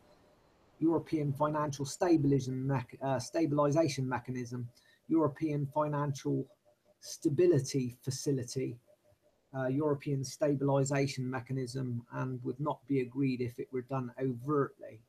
What the bailouts is, of course, and I just, for people that don't know what a bailout is, you had the bail-ins with the banks, where the taxpayer funded the cost of the keeping the big banks going. With the bailouts, it's a case of basically stealing off of the people that have got money in the banks over and above the money that is guaranteed by their particular government. So that's not good, the bailouts, but obviously they've put that as a priority to keeping these banks going. So anyway, on with what it's saying. All overdrafts within target are secured, but again, the security quality is compromised because the ECB allows the Euro system members, the national central banks, to secure their loans according to the A and B collateral lists that were spurious even at the time the Euro was launched. Type A is government and government agency bonds of any Eurozone member eligible as collateral. At any Euro system member, Ireland's, Italy, Spain, Portugal, Cyprus, etc., still count as Eurozone members. So the central banks of these countries can borrow by pledging the government and government agency bonds of their own country. Also, loans are made without a meaningful haircut and without recognition that the borrower and the collateral carry the same credit risk, called correlation. Type B is eligible only at the Euro system member for the country in which the collateral is created. In France, this type of collateral would include unused French postage stamps and, unbelievably, Paris metro tickets. These are appalling aberrations for a central bank to indulge in to keep the ship afloat. The EU line is to reinforce these measures with public efforts to avoid stagnation turning into recession and depression, although that is actually where the Eurozone is. Price stability has been achieved by prices initially rising to the highest common denominator and then stagnating. Eurozone inflation is well below the ECB target of 2%, and in some countries there is nominal deflation. GDP growth is even lower than inflation in many Eurozone countries. They are in recession in real terms. There is no limit of balanced economic growth or full employment, the other promise of the euro. Indeed, unemployment exceeds 10% in many Eurozone countries, and youth unemployment is catastrophic. The UK has had a choice as to whether to remain embroiled with the euro and to implement a continuing legislative programme whose aims are inextricably linked to the protection of the euro. We choose to get out. The euro is a disaster waiting to blow, and the quicker we de-link the UK, the better. That basically That's basically what it says, and I think that's very good advice. What do you think, Stav? Well, yeah, it's just sorry, it's this whole idea is the financial side of it is just like the financial markets, like the currency of most Western countries now are just a great big Ponzi scheme. It's that's what it, you know, throughout it's one big Ponzi scheme, and you know, this deflation. I don't think no one's got out of this deflation. It's a spiral race to the bottom, because countries. What happens if a country gets to the point where they've got no GDP? I think when I say GDP, I mean they seem to link these things now to the GDP, like prostitution and gambling and things that are immoral. I mean, they're not real things to the that you would, any reasonable person would call in anything as should be part of the GDP. How could you be proud of such things as illegal drugs, fraudulent money laundering? And the capital of the UK is just one big money laundering racket. We all know about the shell companies, Right. in London. You know, the morals. This is the thing when I say to people, well, what price moral? What price is morals? What price would you put at morals? I mean, where are we in this whole complete sick bucket of an economy they call anything they call anything resembling? What You I know? think this sick bucket of bolts, whatever you want to call it, I think is this too big to fail thing. Yeah. It is a sick. It's an illness in itself, because you know all it does is props up businesses that can't properly provide for themselves to do the job that they're supposed to do. It's madness. Yeah. Absolute madness. On that, in the single currency, the single market, you know my thoughts to that. I mean, it was a good article. That we're pretty much informed on most of what that article says, without the nous in all the politic bullshit that goes around with it. But Right. because I mean, there's a lot of economists. What are economists? A waste of time, as far as I'm concerned. Experts. They're experts, and experts know nothing, as we all know. They just repeat the same mantra that all the ones that have gone before them do. You know. Yeah, I say we don't need we don't need a single market. It can bugger off. Europe can bugger off. Not Europe. There's nothing wrong with Europe. There's nothing wrong with European people. Nothing wrong with European What's the people. thing we should touch on, though, Stav, for the people that are unaware? Because I hear all the time, I hear people saying, oh, no, we've had Brexit, we voted to leave, we're leaving Europe. No, we're not leaving. We're leaving the corrupt. We're leaving the corrupt. Unless some sort of massive plate tectonic shift happens, which would take hundreds of thousands of years, we're not leaving Europe anytime soon. Do you know what I mean? People don't understand. And they also forget, they look at the EU and Europe as the same thing. No, they're not.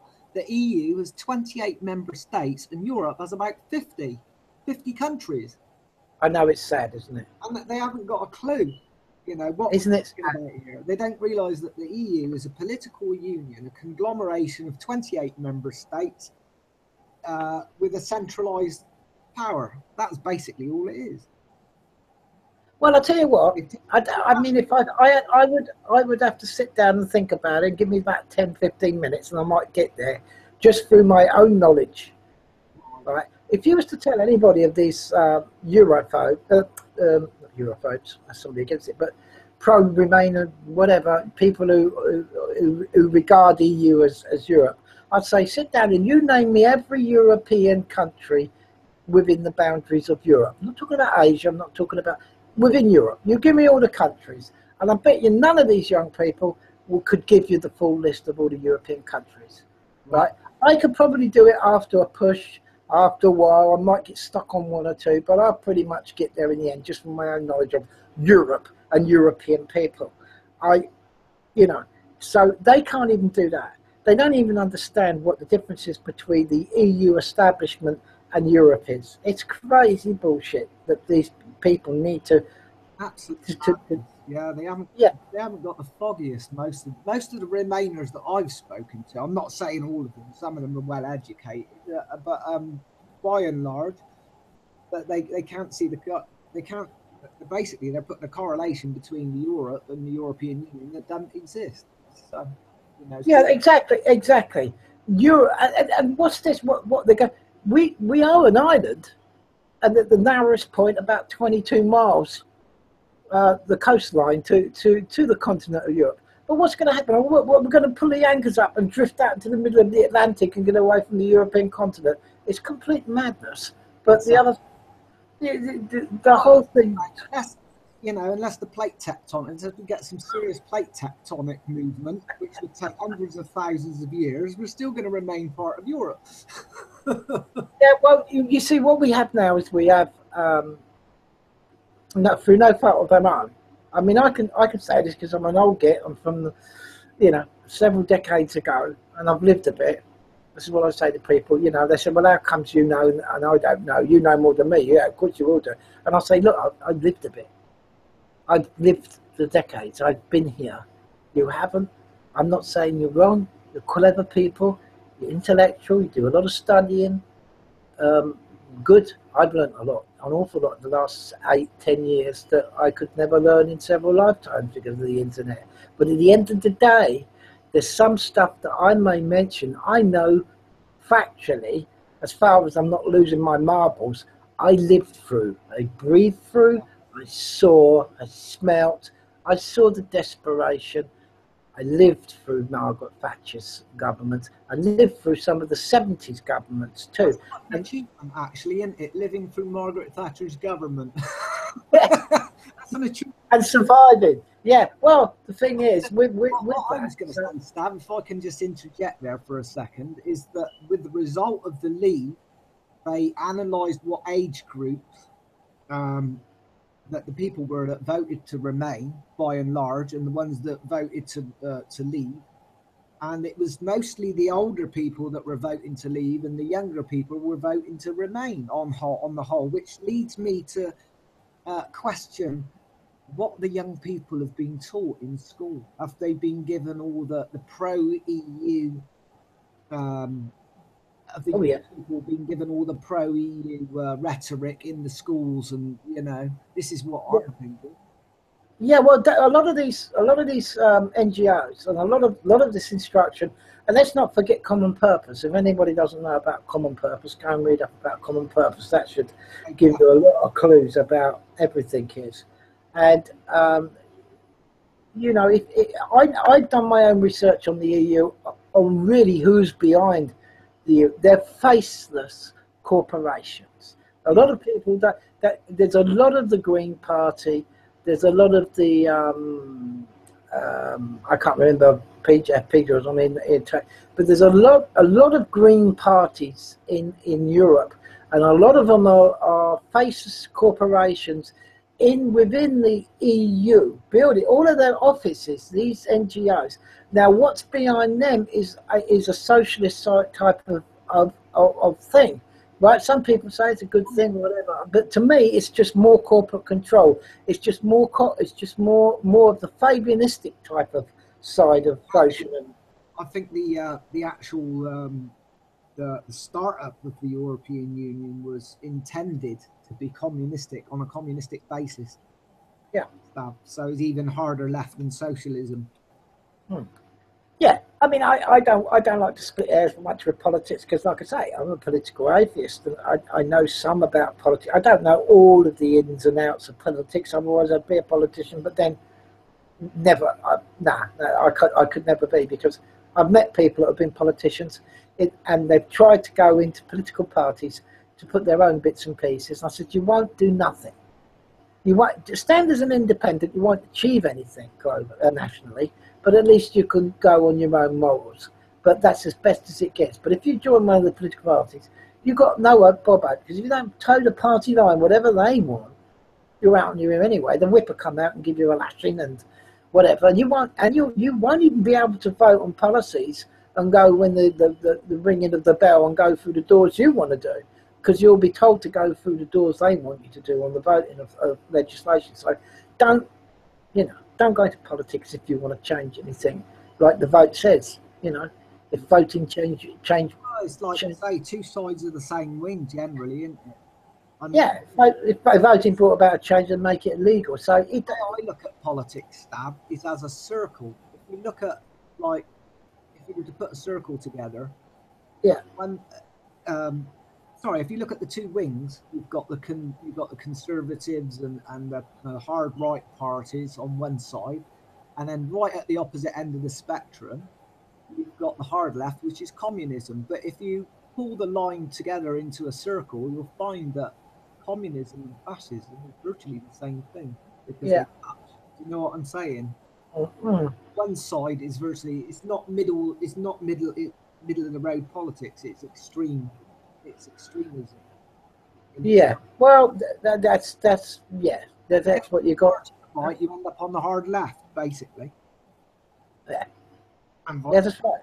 Yeah, left, right. Soldiers do that, don't they? Yeah, they march left, right, don't they?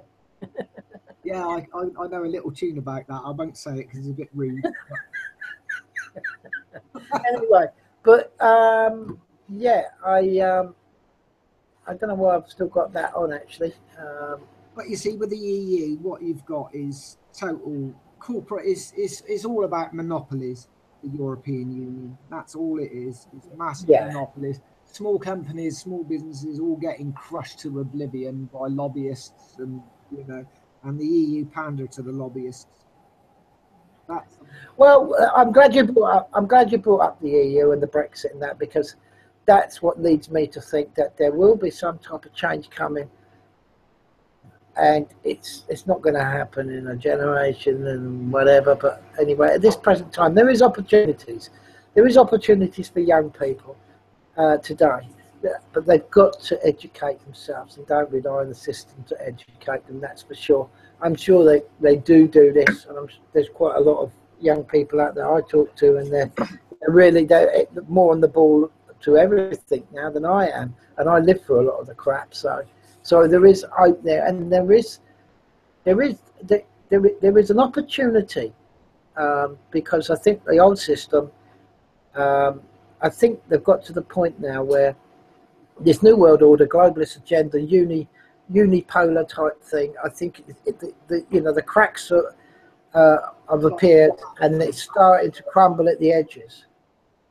I really do think the buzzword, like I said earlier on to you, Fred, a unipolar world, and this is what the Russians are saying, this is what the Chinese are saying, this is what a lot of the other countries are saying, that the hegemony of the United States is coming to an end.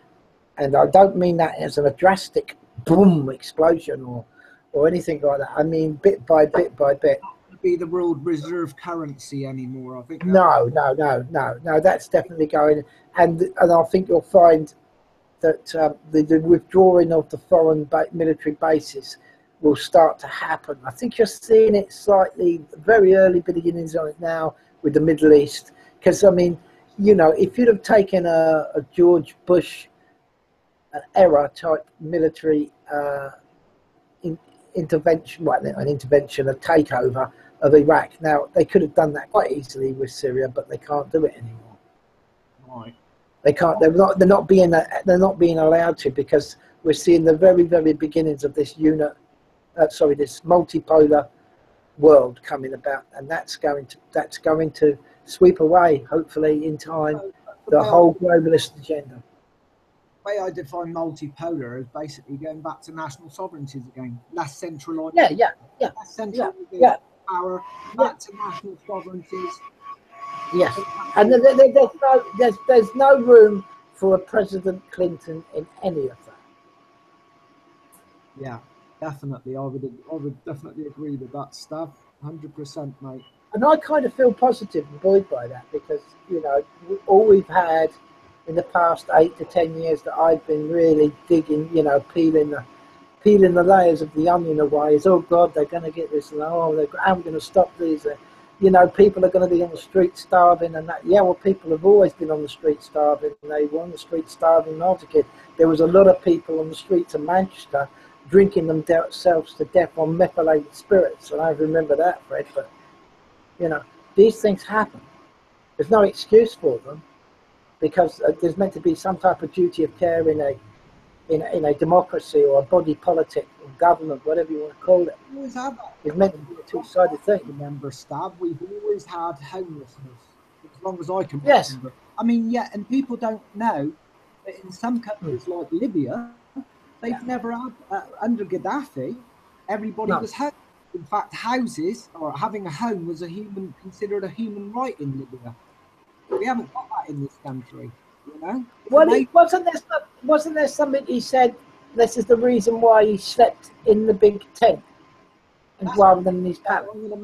He made his parents sleep in the tent, I think it was. Oh, and he said that I'm gonna home everybody in Libya, and then once I've done that, I should give my parents a home.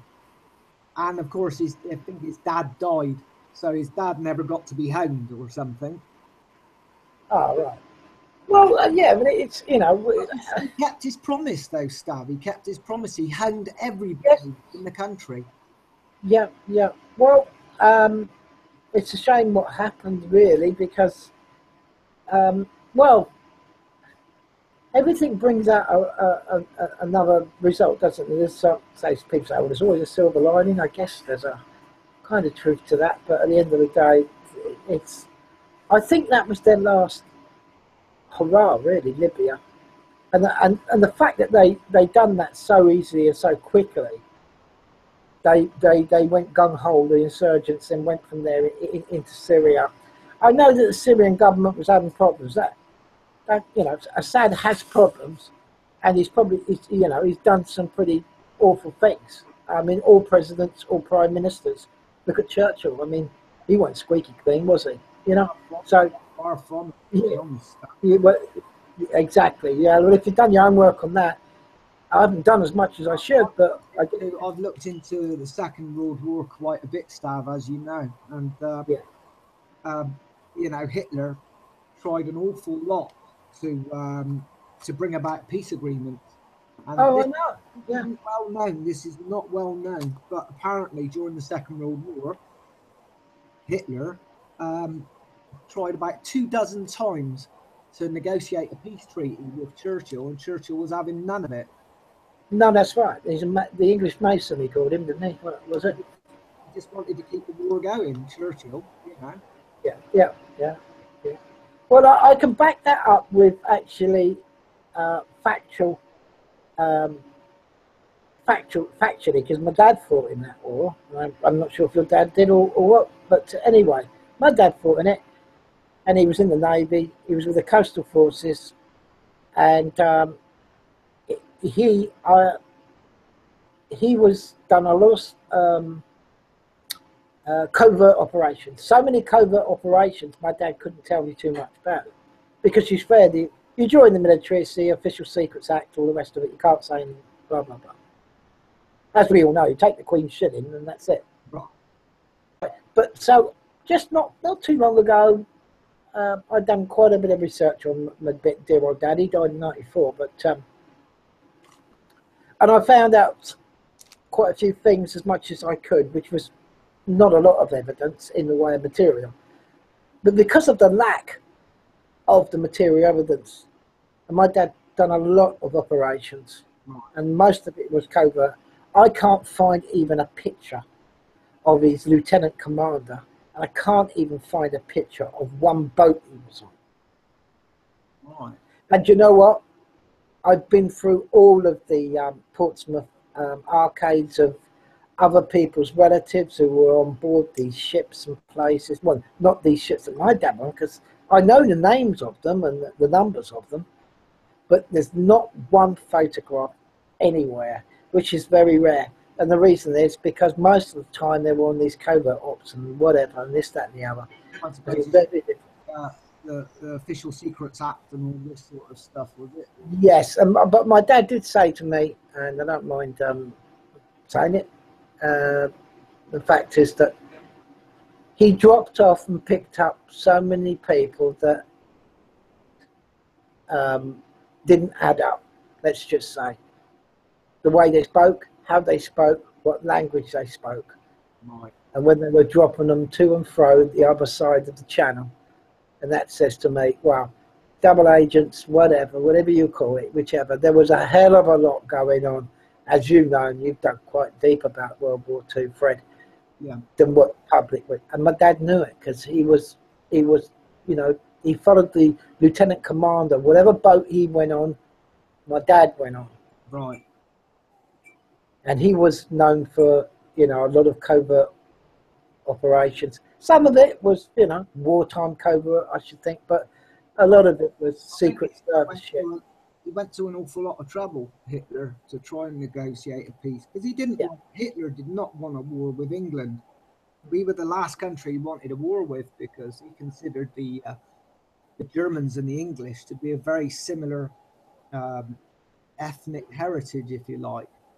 To not put it on a much of a better term than that, but because I mean, we're Anglo-Saxons, aren't we? So we've got that. Is it Saxonies from Germany? Is it or? Well, yeah. Well, actually, yeah. We are the same. We are the same people in blood. That's right.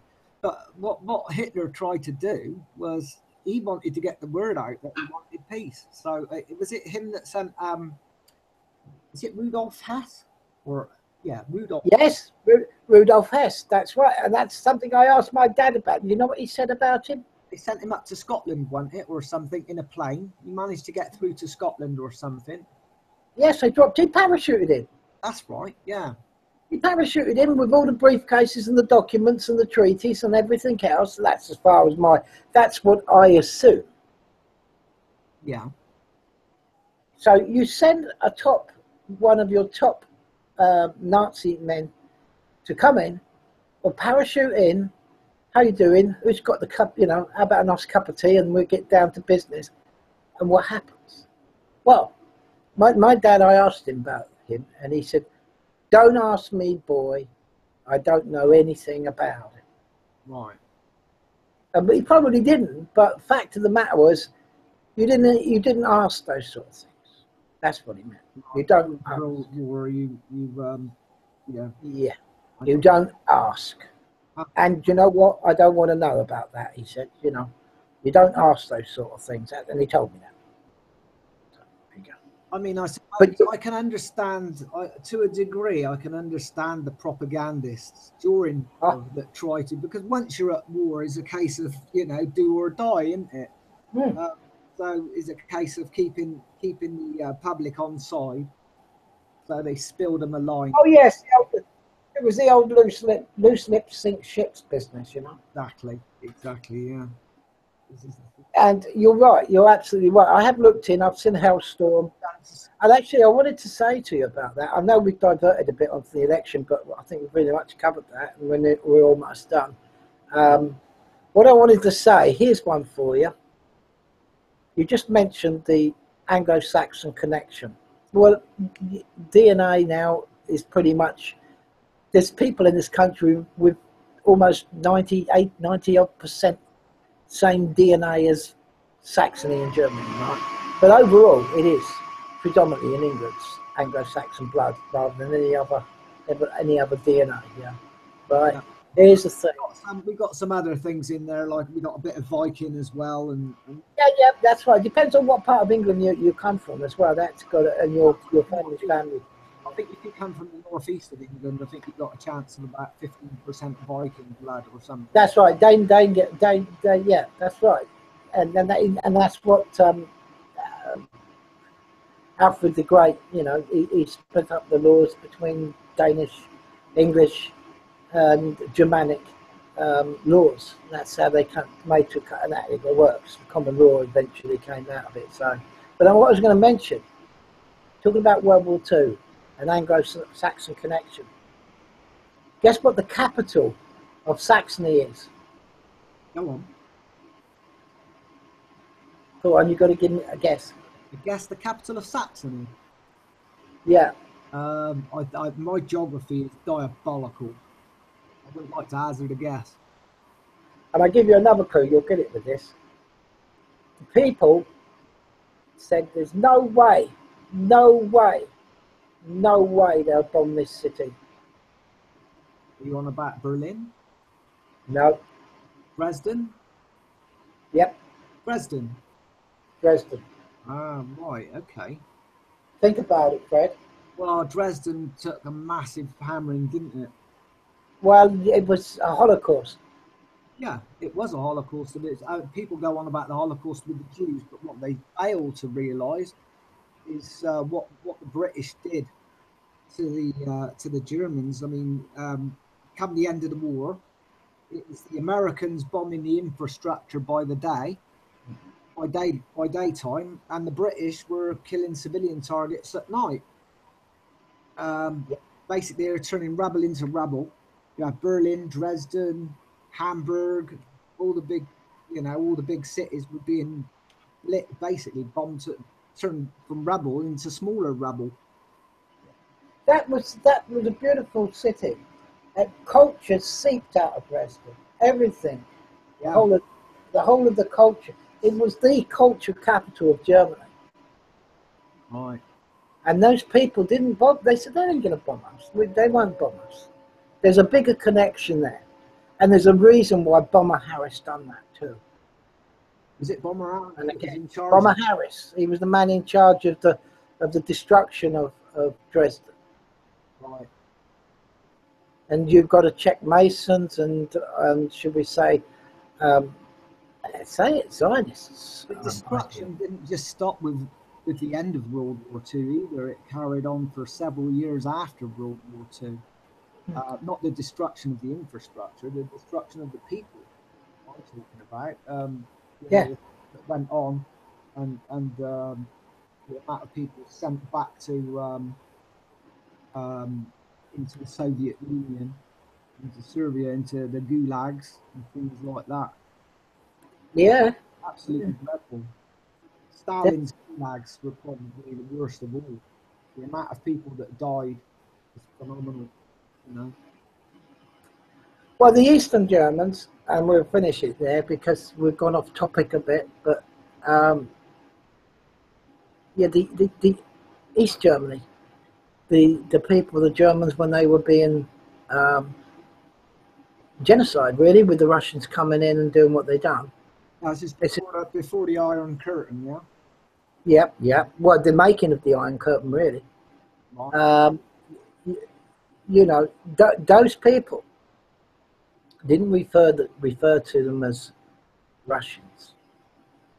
Right. You know what they referred to their name, don't you? The Bolsheviks? Absolutely. Yeah.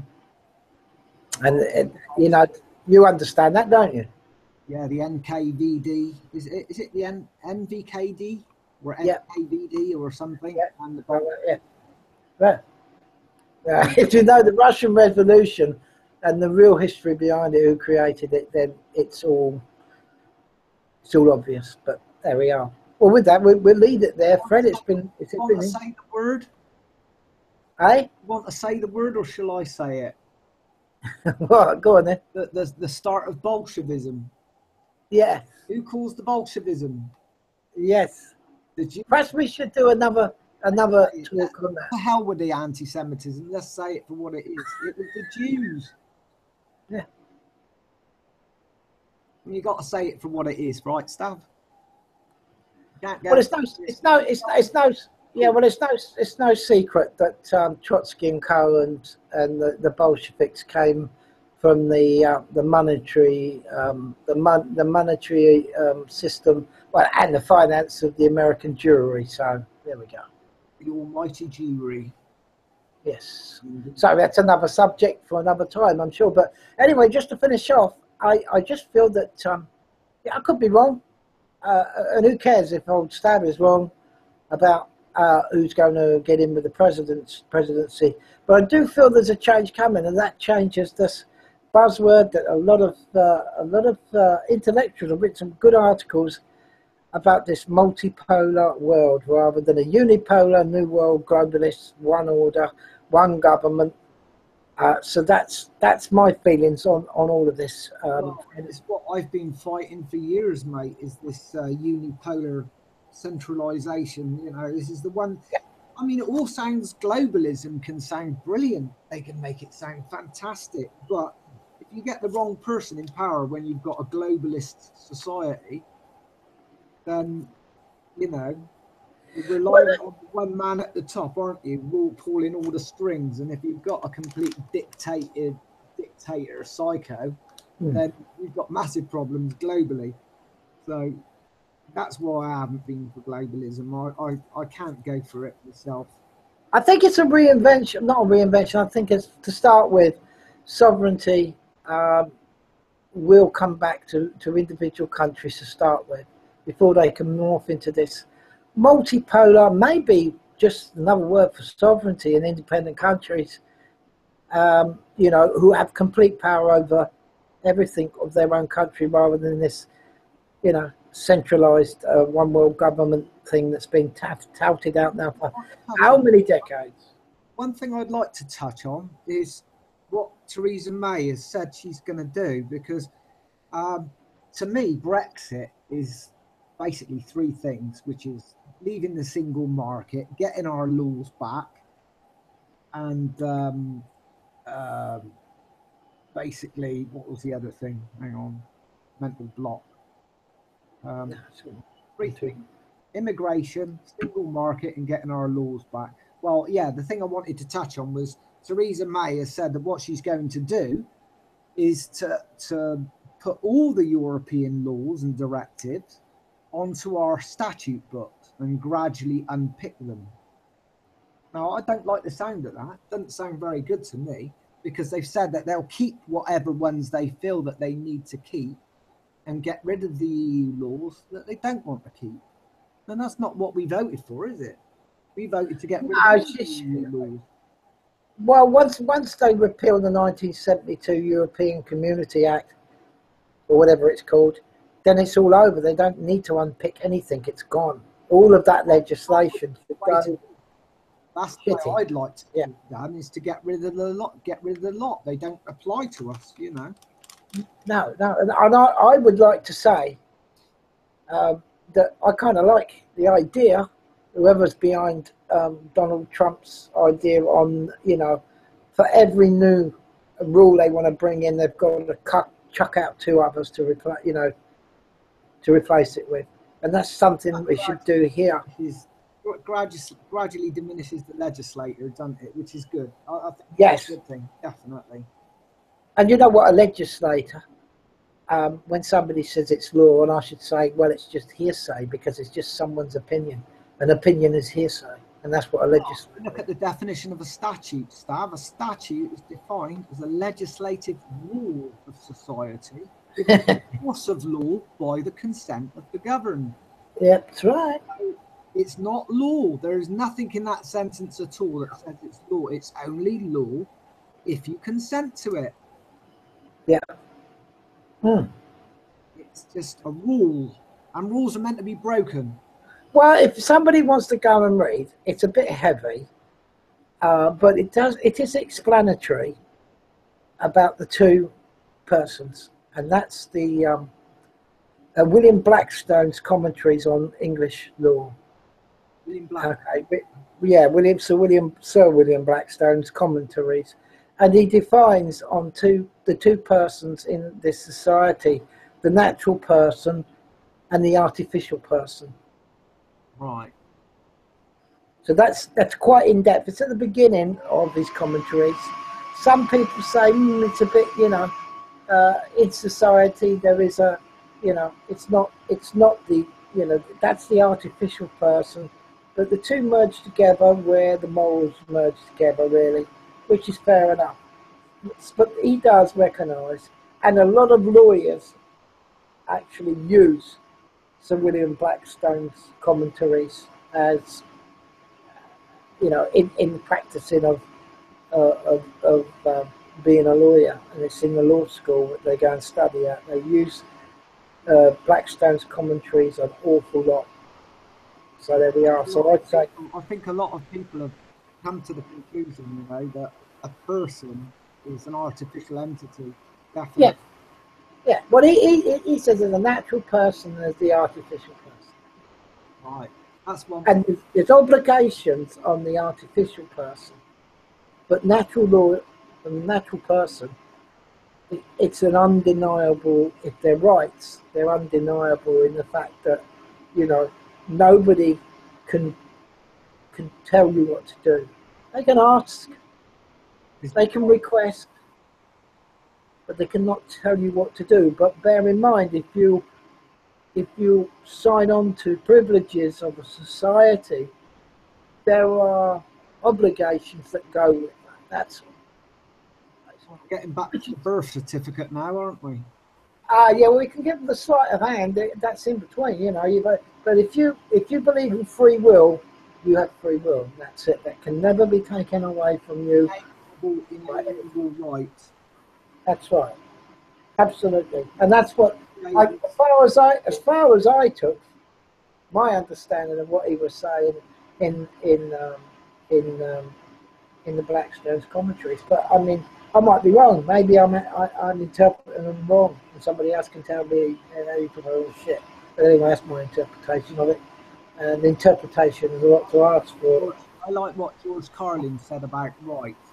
We've either got inalienable rights, where we've got right to do anything we like, or no rights at all. Because all this stuff about God-given rights, to me, is ludicrous.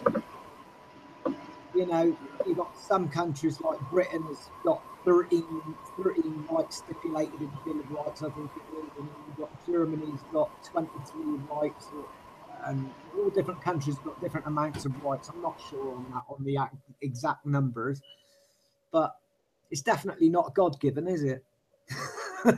They're natural rights.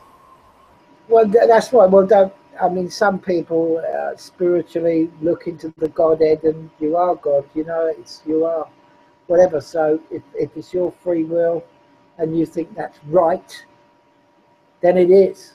You know, that's it. It is. You've got unlimited rights as long as they don't infringe on other people's rights.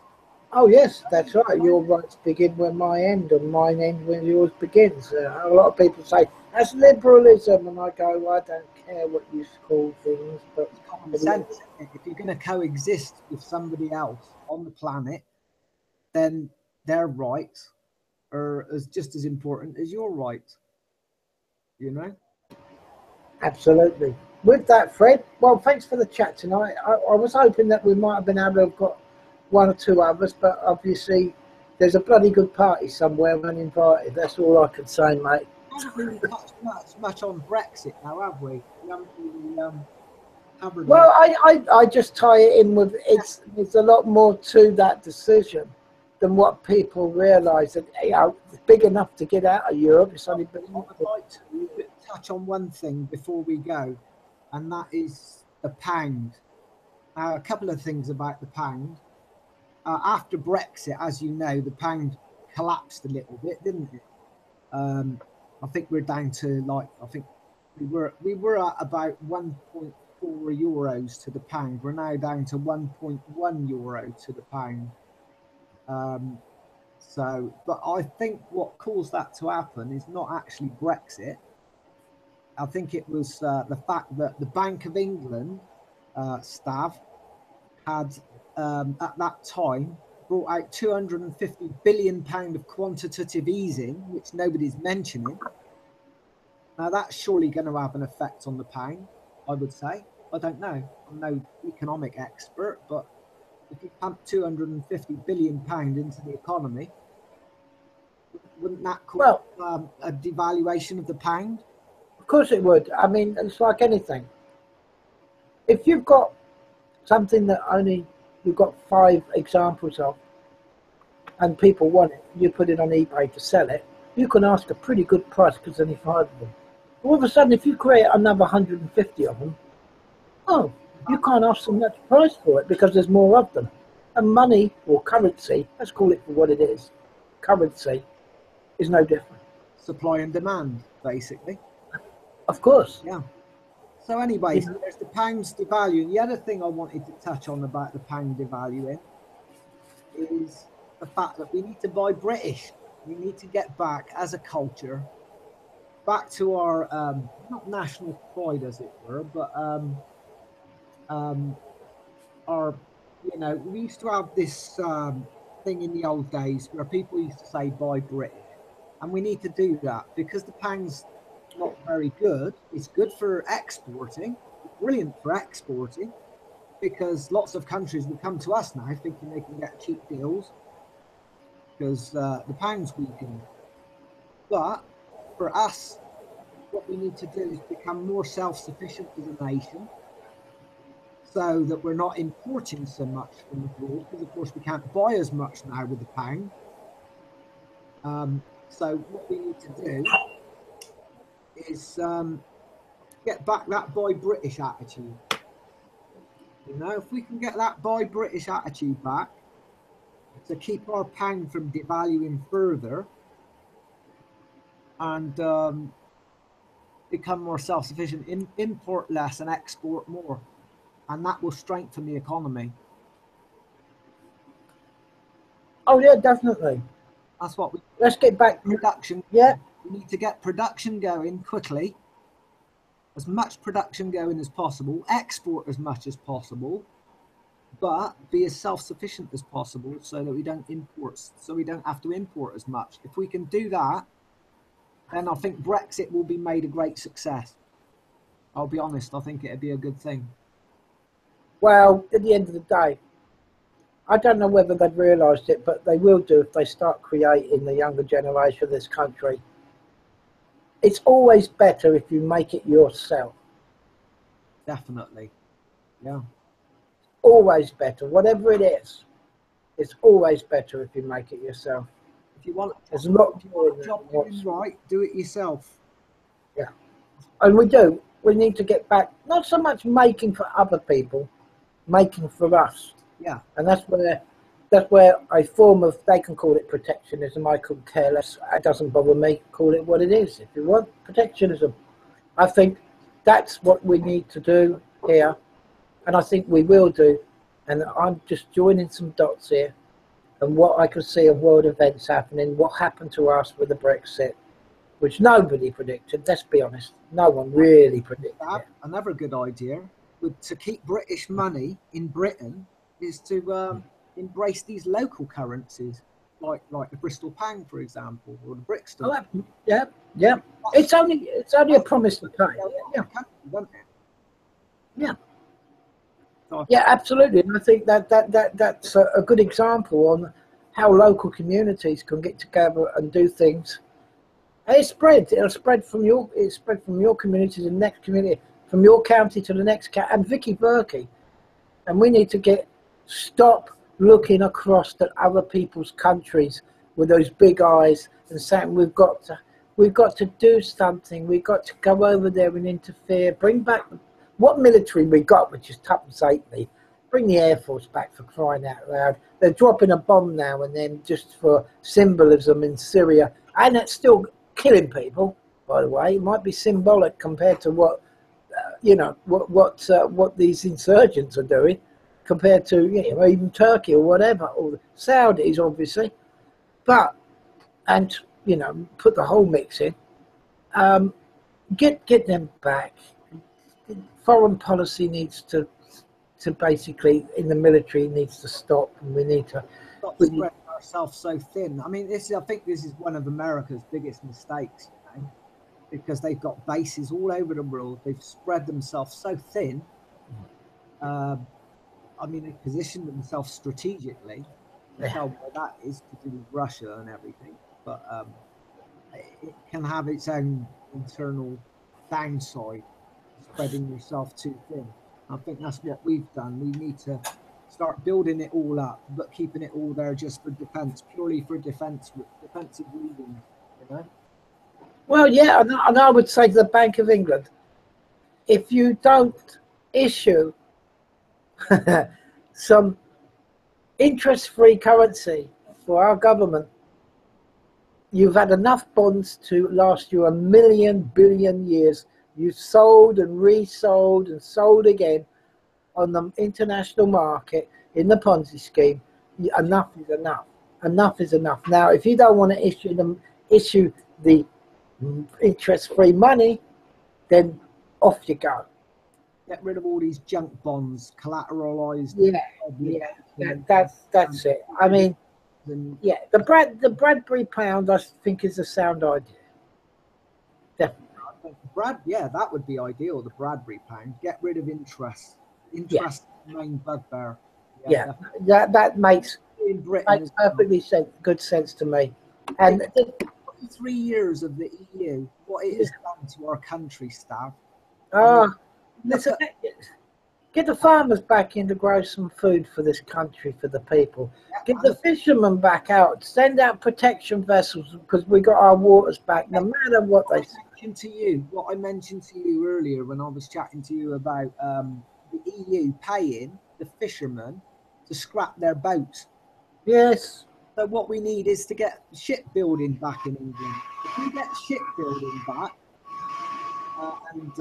and industries like that, and like you said, the fisheries and everything, get our waters, get the fisheries back in our waters as it should be. Then we have though, Fred. The will of the people has spoken. The EU is no more. We're not interested in it. It's gone. Now we have our waters back. We're still in the EU. We're still this our vote. But what we got to do now is to make sure that May follows through on Brexit, and forget all this hard Brexit, soft Brexit stuff. Just the thing that Brexit really is, which is leaving the single market completely, getting back our laws, having a sensible immigration policy, controlled immigration, just practicable steps that we can take to become a nation, to build ourselves from the ground up. This is what we need to do. Get the foundations. Once you get the foundations right, Stav, you get the rest of it right. You get the foundations wrong, then it all comes crashing down. So we've got to get our foundations back to on a sensible footing. Yeah, and there's got to be a change. Well, I see it coming anyway. For the situation with welfare dependency. I think Mayan Duncan Smith was a very nasty individual, no doubt at all. But welfare welfare is there for a reason, and it should be for that reason. Welfare should not be forced onto people because they have no opportunities. I think another good thing would be to go back to family values as well, get families back together, because I mean, in the old days, we used to survive. This isn't a sexist thing, what I'm saying here, but what happened when feminism came about and equality, what happened is it flooded the workplace with so many people that it became an employer's market. You see what I'm saying? It became an employer's market so that they could basically, jobs became scarce, and I think we need to get back to. I think it would be good if we got back to families getting back together, and basically women. I'm not saying all women staying at home, but women with kids. I don't think that's a problem. Why should women with kids? And nowadays they're penalised. If they've got kids, they're told, you've still got to do so many hours work a week, or you get sanctioned and all this sort of stuff. Well, no, that's not right. If they've got kids, they should be able to choose whether to stay at home and bring up their kids. Call me old-fashioned, Stav, but I don't think women should be penalised for that. And I don't think there's anything demeaning or degrading about women staying at home and bringing up kids if that's what they choose to do. Or even homeschool, I think that's a good thing. Yeah, well, in the old days, you could you only needed one breadwinner. Let's be honest about it, because things weren't that. Yeah, that's exactly what I'm saying, Stav. We had our grandparents' times, they were like 10, 12 children being brought up on one adult income. What we've got now is 1.3 children on average being brought up by two adult income, which shows that, you know, it's an employer's market. It's too much of an employer's market. I mean, That's right. to be able to go from one job, go straight across the road and straight into another job. You can't do that now. Nowadays, No. it's all bloody 0-hour contracts and all this rubbish. Yeah, I mean, I'm not saying that. I think the women of yesteryear, and I include my dear old mother in this, she was a housewife most of her life, and she worked bloody harder than any office woman in an office who deems that they want top money for sitting on their backside tapping on a computer all day. Housewives work bloody hard, and they run things pretty much. They kept the ship going, you know. They done the maintenance, they took the kids to school, made sure they were clothed, fed, all the rest of it. Being a housewife, it was a very, very hard work, and then there was no clocking on or clocking off. So let's get this right. And the other thing was, we used to work, us kids. In my family, we worked on school holidays, we worked after school, and on a farm, we worked before we went to school. And when I say work, we done work on the farm or chores around the farm that enabled my mum to perhaps get some produce from the farmer, or perhaps, you know, get some electricity, because we used to live in rented accommodation around these farms, and that's what my dad was, a farm labourer. So we were, you know, the children did work as well, but then it was all put in the pot. But as it stood in the system as a job or work, my father was the principal and only breadwinner in that respect. But you needed one to bring up, you know, Yeah, a dozen kids or whatever. But I mean, nowadays, I mean, it's all changed, hasn't it? Look at it now. All the look what the EU has done to England, because it's taken away all our little village petrol stations. They've all gone. oh yeah, All we've got left is the supermarket petrol stations, haven't we? All the pubs, well, not all of them, but lots of the pubs have all turning into blocks of flats everywhere. So we haven't got a community. We need to get back to that community spirit where we, absolutely. you know, sort of coming together of minds and people. And There's a lot of work to be done, Fred, and there's a lot of education for that. There's a lot of what? Sorry. There's a lot of work to be done, and a lot of education for young people to realise this world that has been for the past 15 or 20 years it's been a fun ride. That's what it's been. It's been a fun ride for. I'm not saying it's been difficult for people on the breadline with no jobs and trying to survive on they-call benefits, or what we used to call entitlements. We've got a relentless culture now, haven't we? Yeah, there's going to be a shock to the system, whether they like it or not. As far as I can tell, I think it's going to come. You know, I think it's a good thing, Stav, because it'll give them, if they've got if the jobs become available, once we start, you know, getting our manufacturing base back, it will give them a sort of purpose. You know, absolutely. I don't know whether they don't belong anywhere. They're searching for where they belong. They don't know what it is to belong to a culture or a country, in the respect of they're looking for something. They don't know what they're looking for. And this is where the confusion is, because they think it's from consumerism. They think it's from an app. They think it's from the latest, latest car or latest thing, or they're trying to find and fill their lives with these shallow and meaningless things because they don't belong anywhere.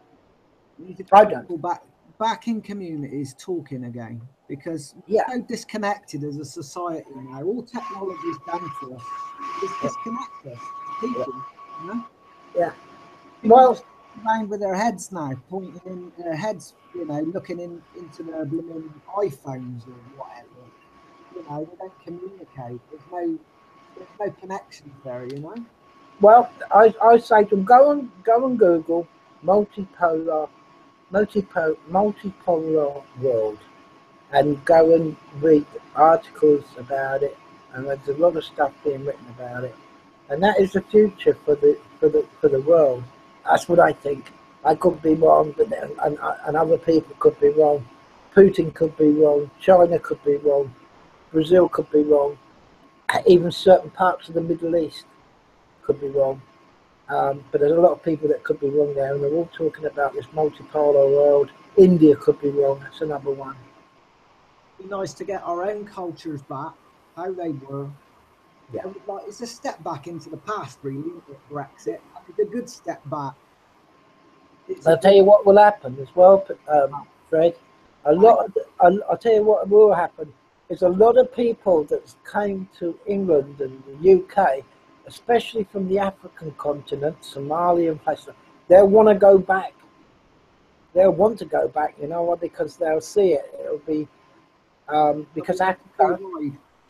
Yeah, China has got an awful lot of money, of numbers in Africa. They've sunk a hell of a lot. And there's another thing I looked at, the amount of investment China has put into Africa, and it ain't for no Banana Republic leader. Right. Versus all the BRICS countries, isn't it? We're talking about China, South Africa. Yep. And I think they're doing quite a lot of good stuff, you know. Yeah, so I suggest people look that up. Eh? I suggest people look that up, and we'll see what happens in a week or so's time. As you could say, Stav, you couldn't have got it more wrong. But there you go. I go, well, that's what I thought at the time. So there we are. Anything that's going to happen with Brexit, Stav, is not going to be short term. Don't expect the Britain to become an overnight. No. It's going to take. What I don't think what young people realise. A lot of these Remainiacs, or whatever you want to call them, what they don't realise is what happens in the long term. Because in the short term, yeah, there's going to be a few ups and downs, but in the long term, what we're doing is taking the damage that the EU has done by hollowing out our industry and our manufacturing and our small businesses and everything else, and we're putting it back in place, which means it's going to create jobs. It's going to create a lot of jobs if we're managed and governed properly by the powers that be, i.e. Mrs. May. That's the way it should be. So we're talking like an investment of effort over the next 10, 20 years. Yeah, I would say realistically about 10 or 12 years. 10 or 12 years from now, if we're managed properly and governed properly, we shall see our manufacturing come back, small businesses, proper competition, less power, less monopoly power. That's what we want to see. And I think that's possible to happen with Brexit. I think we're going to start to see a bit of positivity coming back in.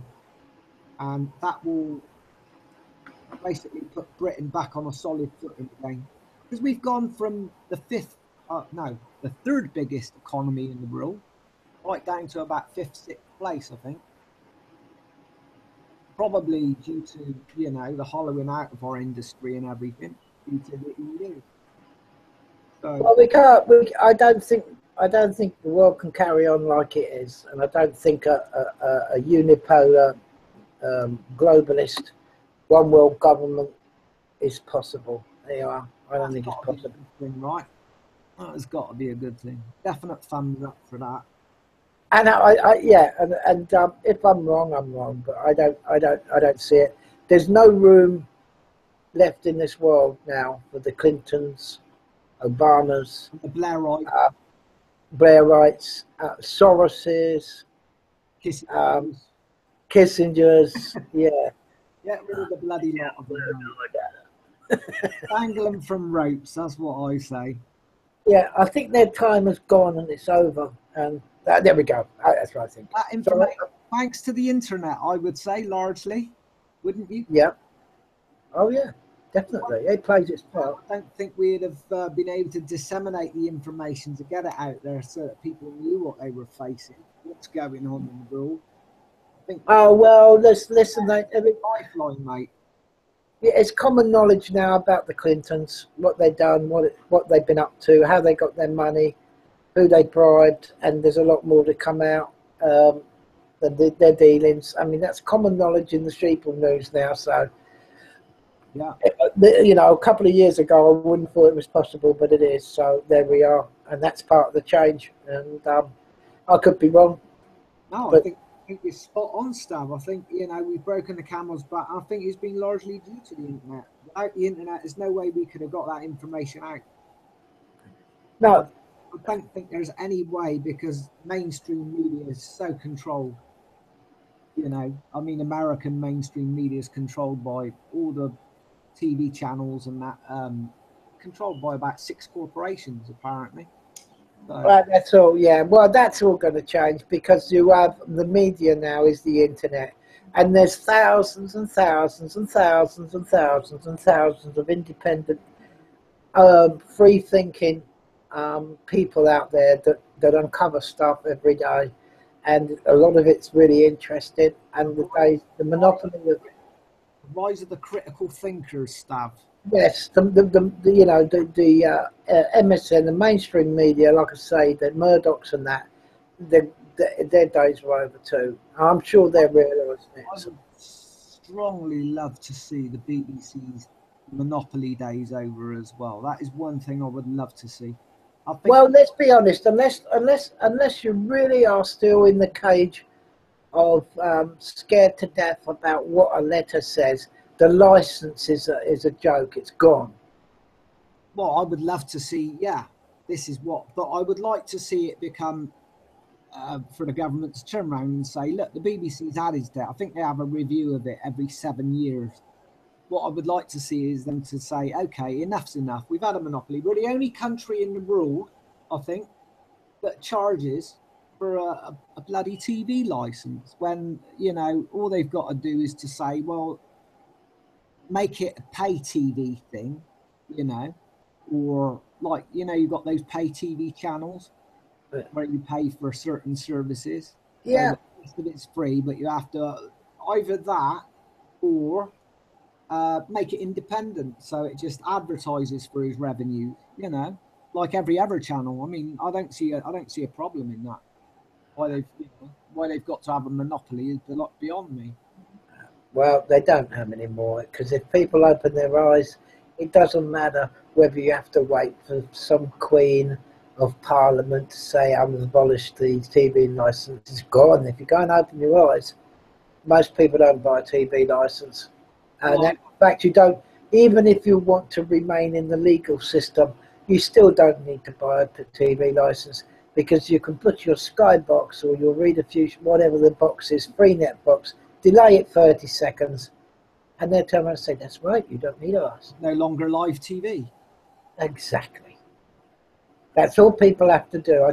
Even my brother, he's quite open, but you know, I said that to him, and he bloke knocked on the door, and he goes, "You can come in." He said, "I've delayed it 30 seconds." He said, "Oh yes, that's quite right. Okay, thank you, sir." And off he went. That's a good workaround. I like that. Yeah, he did. And he said, "I got." He said, "You can come in and have a look." He said, "You can check it if you like on your watch. I've delayed it 30 seconds." They say a minute or 3 minutes, but it's not live. It's not live, and that's it. It's done. It's over. Yeah, I think that technically you only have to pay for live broadcasts, or if you're recording live broadcasts. Well, that's the technical. Yes, that's in the legal world. If you want to stay in the legal world, you still don't need a bloody license if you've got any common sense. But of course, if you feel that you want a license and you would like a license, then get a license. That's what I say to people. If you really want a license, go and ask for one. If you consent to that. Yes. All about consent. That's the way it should be, mate. All about consent. Freedom of choice and consent. You either say yes or you say the most powerful word in the world, which is no. Yeah, okay, then with that, Fred, I'm going to knock it on the head. It's been great. Yeah, you too, Stav. You take it easy, mate. No worries. I'll just chop this off live and I'll have a quick word with you after. Let's